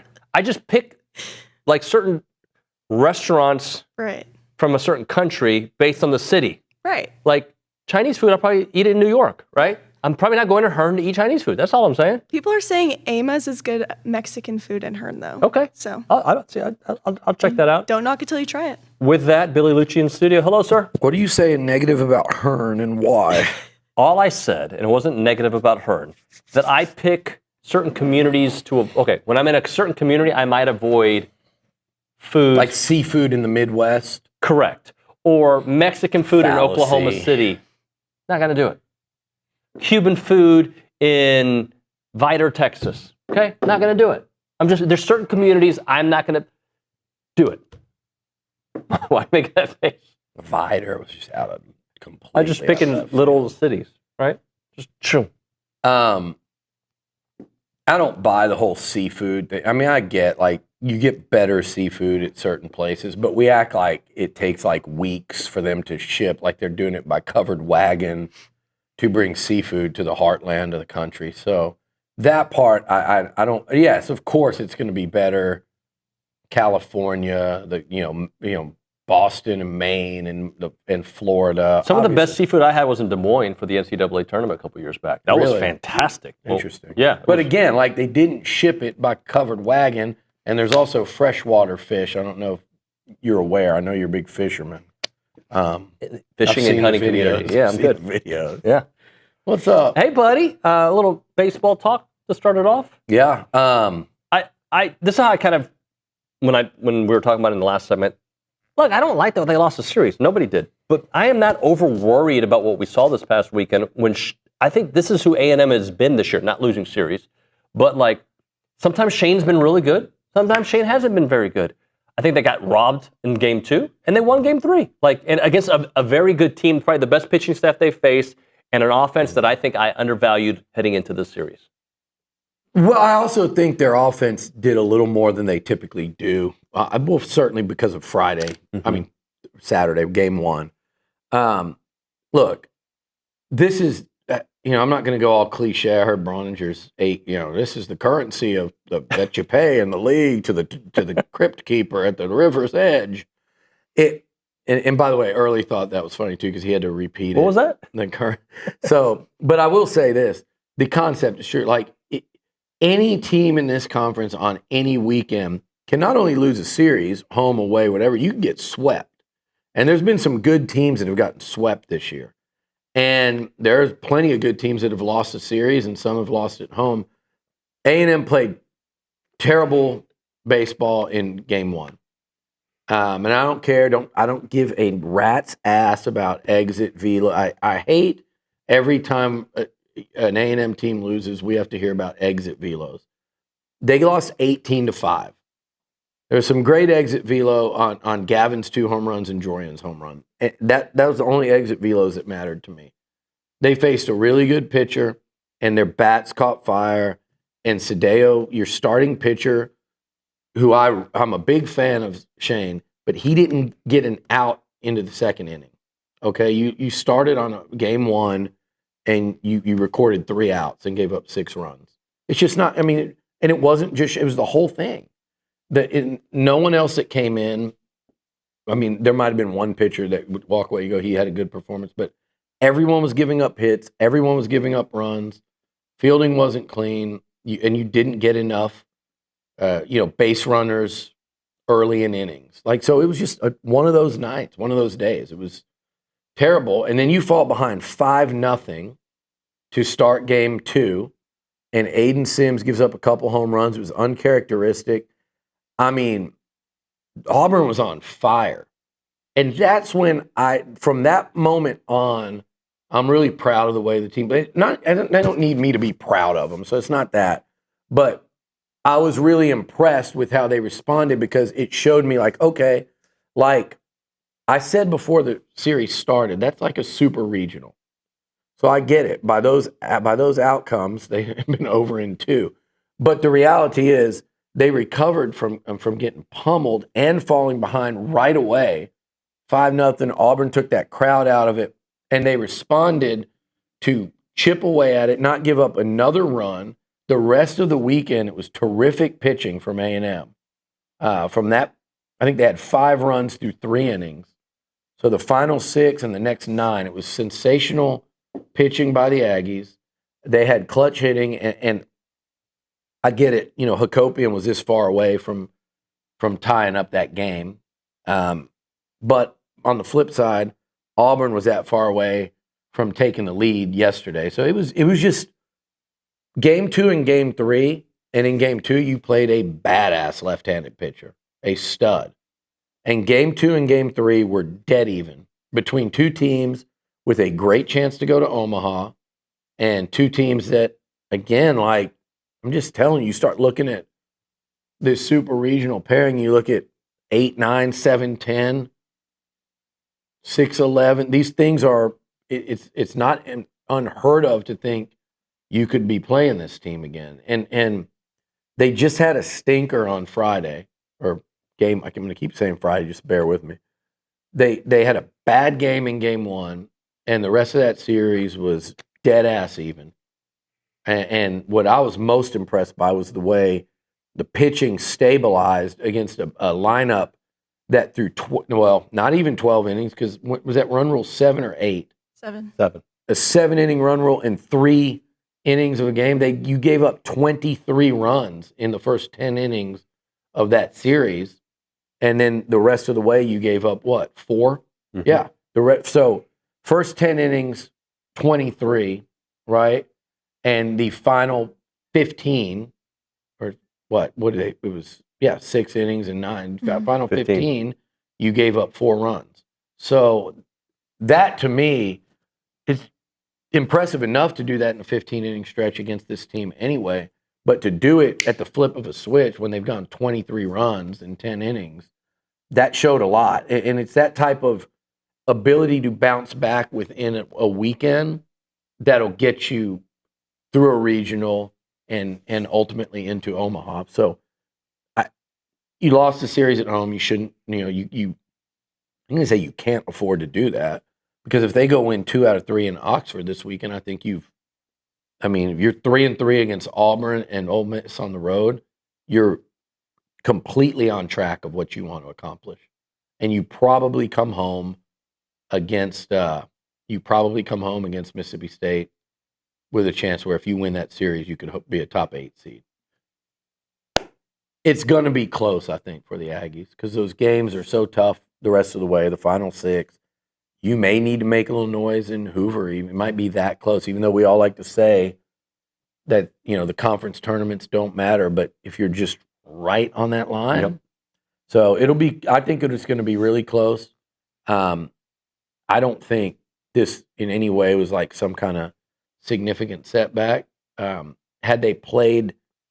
game 2 been a 12-0 type of game, or 9-1 or something, but the way that it came down to a final at bat and a foul ball by a matter of inches, and it's like, okay, now I can look at that series and say Friday night was a stink bomb that they hadn't laid in a long time, and it's an outlier. And the other 2 were like, you're dead even against that team. I won't take it and be happy, but I'll take it and still have the same. My view of this team hasn't changed at all. I do wonder how the pitching is such a weird thing to me, and this is where I would want to see Brauninger's thoughts on it or Mike Earley. I'm thinking of this situation you've got now where Cedillo has been. I mean, he hasn't been very up. No. He's had moments of I thought he was really good against LSU. He was fine against Texas. It's not because he was fine against Texas and they won. He was pretty good against LSU. He's good against LSU. There's good, there's great. He was good against LSU and they won. He wanted to stay in that game and keep going, but he was good against LSU. That Florida game was low scoring. He was not in the game when they scored all the runs late. And then this one was just bad. But then I look at Weston Moss, and it's like it really feels like he's trending in the right direction. After he looked lost for a while. Yeah, and now you look at the last few weeks for West. You look at Sunday. You look at Sunday in Gainesville. You look at Sunday in Baton Rouge. And he didn't pitch against Texas. But I just don't understand. If you wanted to do something different with your game one as you're looking ahead to maybe not a regional. I think Cedillo would be a nice, if you're a 1 seed hosting a regional, I think he might be a nice Friday night start, depending on who that 4 seed is. Because then you could look and go, we got Sims and then Moss. But in a super, what are you looking for there if you were to get to a best? So, but what's the process to? Because he's at Sunday. Right. Do you want to mess with Aiden Sims on Saturday, who's been brilliant? With Saturday being the only exception. Do you move him up to Friday and Moss up? Because I don't know how you jump Moss from Sunday to Friday. It's almost like you have to sit him. I don't know how that all works, or if you just he might just ride it out and say, Cedillo had a bad one, but he's been all right in the other 3 before that. All right's not really even being fair. He's been solid. He's been solid on the road in Gainesville, on the road in Baton Rouge, and against your arch rival on a Friday night, or again. That was a Friday? Yeah, that was a Friday night. So that's a tough one to kind of wade through, and I don't know how much you really change it, to be honest. And when I was watching the game the other day, and I was getting a lot of texts, everybody like, got to make a change. I'm like, I don't know. I don't know that you do. And I don't mind optimal. It's obviously it's not optimal. You'd want some Friday night ace Auburn's got, it feels like 2 of them. Yeah. Texas has Volantis. Florida's got their guy. Everyone wants that, but if you don't have it, what is optimal? That's why I've been saying this is who they've been all year. Yeah. And it's been good enough to be at the almost through the season with 2 series left with a chance to be a super regional team or a national seed. I'm way more concerned. So I'm much more concerned with the Partita injury and the Hakopian injury. Yeah. Hakopian looked like, taken from first, and what effort to go from first to home, and he was hurt. He was clearly laboring. It's a plane. Orville Wright. Pretty close plane. I've never heard it that close. It's a jet. It's right here. It's probably 15,000 feet up. Okay. Just pretty close. 20,000 feet. I don't know. No, but look, those injuries worry me. I'm not saying they worry me because they're bad. We don't know. What did Earley say this morning? He didn't really get into it, but yeah, he wouldn't until he didn't seem overly worried in this setting. Yeah. It didn't seem to me like Partita's cooked. When it happened, I was like, oh no. What a just freak play. That guy hit it so hard, and he tries to go down, his leg slips out from under him. But man, And I'll credit Chestnut for the triple and for that double play. That was a great play by he and Kellner there to win that game. And that's great depth to have. To have Chestnut and his experience and Bender up and some of that depth they've got is, and Keel coming in and out of the lineup. They've got some real depth there. Sawyer Farr. There's more than a few. But my concern, it's such a great lineup when it is what it is. And there's nothing in that lineup that, you got Boston Kellner hitting 9th, that on a normal year, you're like, that's a really impressive true freshman. Yep. But you look at what Jorian and Nico are doing, it's like it kind of gets lost in the shuffle. And that's your 9-hole hitter. And then, they can put such a fearsome lineup out there when they're all healthy. And then in the field, it's a total domino effect too, because not only do you lose Partita, but Grahovic has to go to 3rd from 1st. And by the way, what a hell of a job by him doing that in game the way he did. But he has to go from 3rd to 1st. I mean, from 1st to 3rd. He's been so great defensively at 1st. Then you don't have Hakopian at 2nd, and it also kind of keeps you from having Keel in left field. Right. So it's a pretty significant domino effect that I hope they get those two guys right as soon as possible. I'd like to say where they're like 100% postseason. I think you're really concerned about this plane. I'm just saying, like, you've been reading pretty too loud. many UFOs. You've been and, reading too many, conspiracy. we got stuff going on in other countries. Yeah, watching too many videos, dude. Are you thinking the same thing? They're like, What is wrong with y'all? I think it's cool. I think you should go outside and record it. I'm wondering if it's. I had that going on over my neighborhood the other day. It was like 2 old bombers chasing each other all morning. On That's cool. Saturday. I just want to know. That's it. Hey, we should hit a break here. I'll give you a hint. It's not a UFO? It's not a UFO. UAP? Or a UAP or a Whatever. FAP. You don't believe in this UFO stuff? No. No, I mean, I don't know where I stand on UFOs, but let's go to a break. I got a phone call to make. All right. Well, we'll be back. It's TexAgs Live.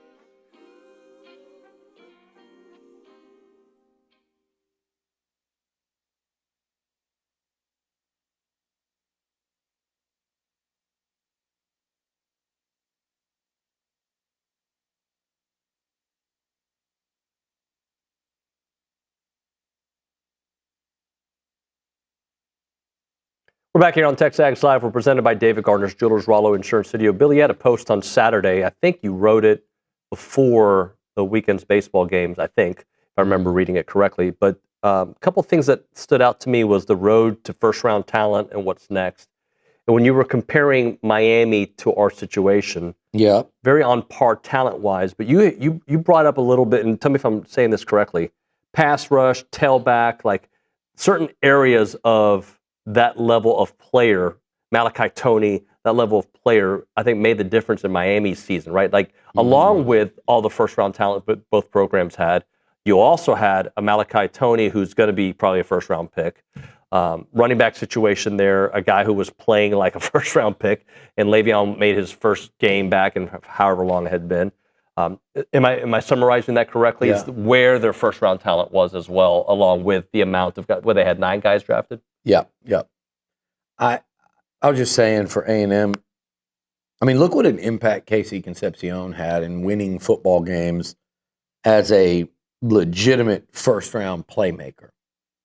I mean, look at the LSU game. Look at the plays he made against Notre Dame. And by the way, Mario Craver might get in there as well. He's going to have a obvious knock because of a lack of size, but he's such an electric playmaker. He's so incredible with the ball in his hands. He's a first-round talent on the field, whether he gets there or they try to knock him because of size or not. I have seen him in some early mocks in round 1, but like those two guys are like game-changing college football players, and that's why KC went round 1.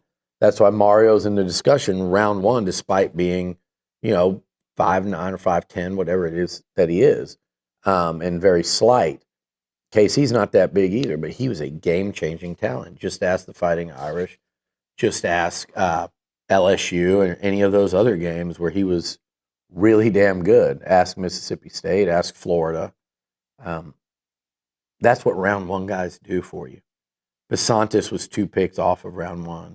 I challenge people to go watch his tape. Don't just pluck a play where he gets beat. Like, watch his tape. He had a dominant year this year. NFL took notice. Cassius Howell, I mean, Texas fans love to mention that game. Miami fans love to mention that game. I thought he got so much attention against Miami, and he was playing against a first-round tackle. And I don't think he did. He got a lot of attention to be kept out of the backfield in that one. It wasn't like Cassius got locked down. The whole defense, I thought, in the second half played bad against Texas. Credit Texas' run game in that one. I think that it kind of took the Aggies off balance. That pass rush. We're just going to run it straight downhill at you. It tends to take some of the bite off of that pass rush. And when you can run the ball downhill like that, it's like, oh my God, this is the perfect storm now against a team that really gets after the quarterback. And so that's what they were able to do. But people love to bring up that game. It's like, go look at the other 12. Like, Cassius Howell was a unanimous All-American. He was the SEC Defensive Player of the Year. So that was a first-round SEC talent. Because the NFL will tell you the only reason he wasn't is because his arms weren't long enough. Right. He still almost went. That's great. You've got to continue to produce those kind of guys. But then you look at Ohio State, and they had 4 in the first 11 this year. They'll probably have 3 in the top 10 next year, top 15. Miami with their guys. You mentioned Toney. They've got others as well. They got a D tackle that's supposed to be. So you might have played that Miami team, might end up with 6 first-rounders, that team you play. So you have to Texas is going to have minimum of 4, and they might have 5 first-rounders next year. I mean, it is what it is. That's what their draft's going to look like. So to keep pace, you look at all those Georgia teams under Kirby, you look at Alabama under Saban, Oregon starting to do that. A&M's got to continue to do this. Now, I know they only had 1 first-rounder, but they had 3 guys go in the top, 43, 44 of the draft. You've got to continue to do that. You can't take a couple. I don't think they'll take a couple of years off, but you really can't take a year. So it's like, for Mike Elko and his staff, like, how good did they do in the portal with these guys that could be one-and-dones or some that only have 1 year left? And then what's your development like in the upper classes? So we'll see. I can't answer that sitting here today. Like, does A&M have a first rounder next year? They don't necessarily have to have it next year if guys stay longer. Year in and year out, you want them, right? Right. This is still a building up process for Mike Elko. He's been here 2 years, okay? And I'm not saying the goal is to move the win-loss target down, no. But, like, in a perfect world, he's going to have 9 to 12 draft picks, because that's what the Georgias, the Alabama. Look at Alabama this year. Even after a coaching change, even after a disappointing season by their standards, which they actually won a playoff game and played in the SEC title, that was just off a tiebreaker. That was them, A&M, Ole Miss, and Georgia. But even after that, they had same number of draft picks as A&M in 10. And people are viewing Alabama as kind of slowly being on a backslide. So, yeah, I mean, I don't think the Aggies will get 10 this year because I do think they'll have enough NIL money to convince guys to stay that are, hey, you're going to be a third, fourth, fifth round pick, come back. Kind of like they were able to do last year to this past season. Mm-hmm. Keep Besantis. Keep, Le'Veon, who unfortunately got hurt, or he would have been up there as well. To keep Reed Adams and Will Lee and Cassius Howell, these guys that could have gone and been drafted, but they came back. So I think they'll have a lot of guys in that situation. And if the Aggies can kind of split the difference there, they're going to keep some draft picks. You're right. And I think that'll keep them from getting there in terms of numbers. But I'm just talking about the game-changing players in college football. You have to have them. You have to. Name me one title team, even a finalist, that didn't have them. I mean, you look at Notre Dame, everybody goes, they had Riley Leonard. Look at the talent on that team. The backfield. The two backs were first rounders. The corner is going to be a top 10 pick next year. He was young. The safety that went, so they had a ton.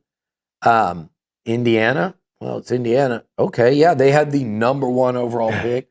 They had 2 first rounders, and they did really well in the draft. So you have to have that, and you certainly have to have it to get out of the SEC. You absolutely do. And I don't know, is it DJ Hicks that has that breakout year? Is it Anto Saka? Is it Isaiah Horton, who's coming in from Alabama? Is it Wilkin Formby? Does Mario overcome, the size prejudice he's going to face and get in there? Like there are certainly guys that they feel really good about that could. I think some others have a ways to go to get there. Like Dalton Brooks is going to get drafted. Des Ricks is going to get drafted. Ricky Gibson, I think certainly if he goes back to Tennessee form, he's a guy that will get drafted. So, but of those guys, kind of like Ratcliffe's going to get drafted. How many of them can you keep that are allowed to be kept, that have eligibility left? And then, but who's going to get in round 1? I don't know. I have a feeling somebody will, though. They've done it the last 2 years. I trust the development. I really trust the evaluation out of the portal. Why wouldn't you at this point? All right, we'll hit a break. Come back with the final segment. It's TexAgs Live.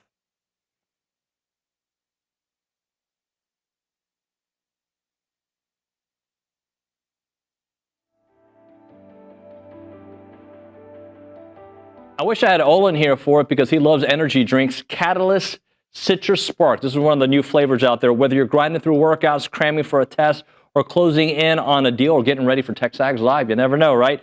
Fast becoming the go-to fuel for Aggies everywhere. Zero sugar, I'm all in for that. Or synthetic sweeteners, no artificial colors or flavors. Catalyst delivers clean, high-performance energy with smooth, crisp taste that is never syrupy, designed for both health and hustle. You want to get going? You use this Catalyst right here. It's about pure energy and pure results. And what sets them apart? Packed with premium nootropics blended to boost focus, clarity, and mental stamina. I need this. I'm in, guys. I'm in. Plus, with plant-based caffeine, vitamin B12, B6, Catalyst supports metabolism and energy production, making it more than a drink. It's your lifestyle training partner. Built for competitors on the field, Catalyst fuels strength, focus, and pure results. Buy now at drinkcatalyst.com. That is drinkcatalyst.com. Train harder, think sharper, pure results. It's Catalyst. Everyone, David Nuño here for Allen Honda. Had a great conversation with them earlier today. John Allen's the owner. He's been here forever. And also their GM, Rusty Skinner, great guy. Wonderful conversation. They're super local. They're a family-owned dealership, not some massive auto group. And they treat their customers like family because they basically are family. They're Aggie alums. They love Aggie sports, and they've been serving the Brazos Valley with integrity, with passion, and commitment to excellence for over 50 years, which is very rare, by the way, for the independents because people trust them. And that's why they've been doing it for such a long time. Whether you're looking to buy, lease, or service your vehicle, you can count on them for transparent, no pressure experience that puts your needs first. And I can attest to it. Had a great conversation about my own situation with them. Their knowledgeable sales team will help you find the perfect Honda to fit your lifestyle, from fuel-efficient sedans to versatile SUVs. Leasing options are flexible and affordable, making it easy to drive the latest models with confidence. And when it comes to service, their certified technicians only use genuine Honda parts to keep your vehicle running at its best, whether it's routine maintenance for major repairs or whatever it may be. And we know that trust isn't given, it is earned. And that's why generations of local drivers right here in the Brazos Valley and Bryan College Station keep coming back to Allen Honda.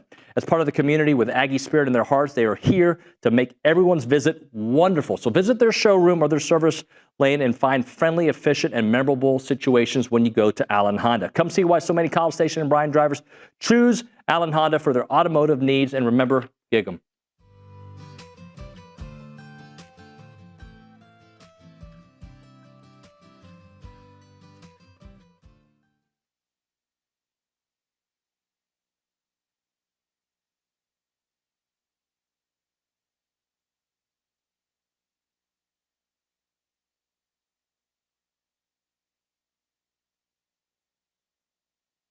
And we're back, TexAgs Live, presented by David Gardner's Jewelers, Rollo Insurance Studio. We will go long, so if you are not a premium subscriber, you're missing out. So when it goes long, you go to texags.com, click on the live button, and you can continue us going. We'll probably go for another 10, 15 minutes after the show.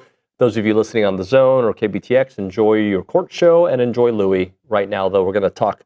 But another thing you wrote about that I don't think we've had a chance to talk about is basketball and Bucky's rebuild and this top 10 portal class that they put together. In today's world of college athletics, where guys go in and out of the portal, this is back-to-back years where Bucky has been able, well, year one, he made something out of nothing. In year two, he got himself some hauls, dude. Haggerty coming in, keeping Mbako, which was huge in my opinion, Jaden Warren, Cade Phillips. So they brought in some dudes. Overall, where do you see this program going in year two of Bucky McMillan based on what he's been able to get talent-wise? I mean, I think he's built a second weekend type of team. You know, anything happens. That's all. From there, it's, you know, what matchup are you getting? You know, are you drawing one of those teams that's just on a, you know, runaway train to a Final Four or not? This year will be almost, what will it be, 10 years since A&M got to the second weekend? I forget it. Oh, I guess it's been, was it 2018? They went, I think, 16 and 18. I don't think it was 14 and 16. It was 16 and 18. But it's been quite a while since they've gotten to the second weekend. And I don't mean either by like some fluke. I just mean like, I think he's built a team that could be one of the 15 best in college basketball, one of the 20 best in college basketball. And again, like I said about Elko, this is a process. This is not like Kirk Cignetti blew up the mold in football. Yep. Okay, that is true. Normally what Mike Elko did in year two in football is crazy. 11-1 regular season, 7-1 in the SEC, go to the college football playoff in year two. We're in a different time. And so it's like, yeah, it's still really good, but then you have what Cignetti did. You look at basketball and you say, well, Michigan got there in year two. Well, Michigan is a national championship basketball program. Michigan had a lot of talent and then went portal and capped it off. It's two different deals with Dusty May and what he's got to work with there and what Bucky McMillan walked into here. So this is not an overnight. I think there's a process here that if you get to the tournament, get to the second weekend, continue to upgrade your talent, your size. The Aggies have absolutely done that in their first Bucky's first full cycle of the portal, I think they, without question, upgraded their talent, their scoring ability, I think their shooting and their size. Yeah.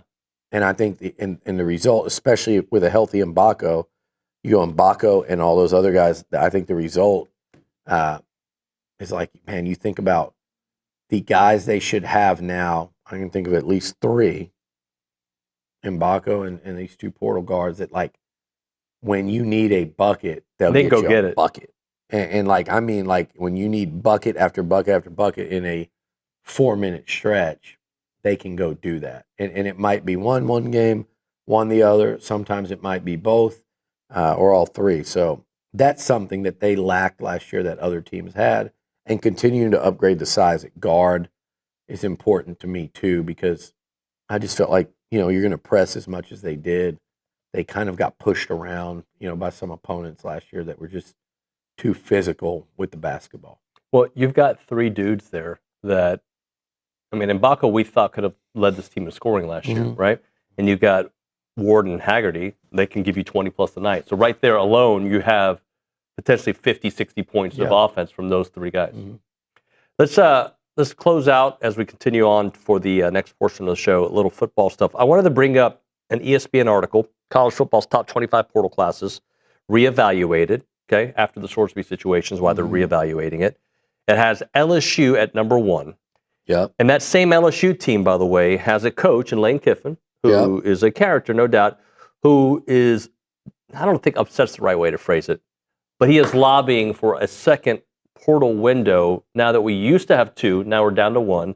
He's like, for these new coaches, we want a second one because we'll know more our roster. Interestingly, this guy is always in the top 2 or 3 in the portal, in portal rankings. This year already at LSU number 1. No. Sorry, Lane. I think it's stupid. I don't think it's necessary. I think he's, again, it's self-serving, and it would just complicate things even more. Like, it is what it is. Like, it should be harder for a program that fires a coach. You guys always talk about your soccer and what's it called when they delegation, relegation, when they get like relegated. Like, there's punishment if you suck, and if you have to fire your coach because you weren't good enough, or at least your people didn't think you were good enough, and then there's a climbing out and a rebuilding process that has to take place. You've already got the portal. It's a tremendous advantage for new coaches now in programs that lose a coach. And it is what it is. Like, no, there shouldn't be a second portal. There shouldn't have been a second portal for Bucky when he got here with a month into the portal with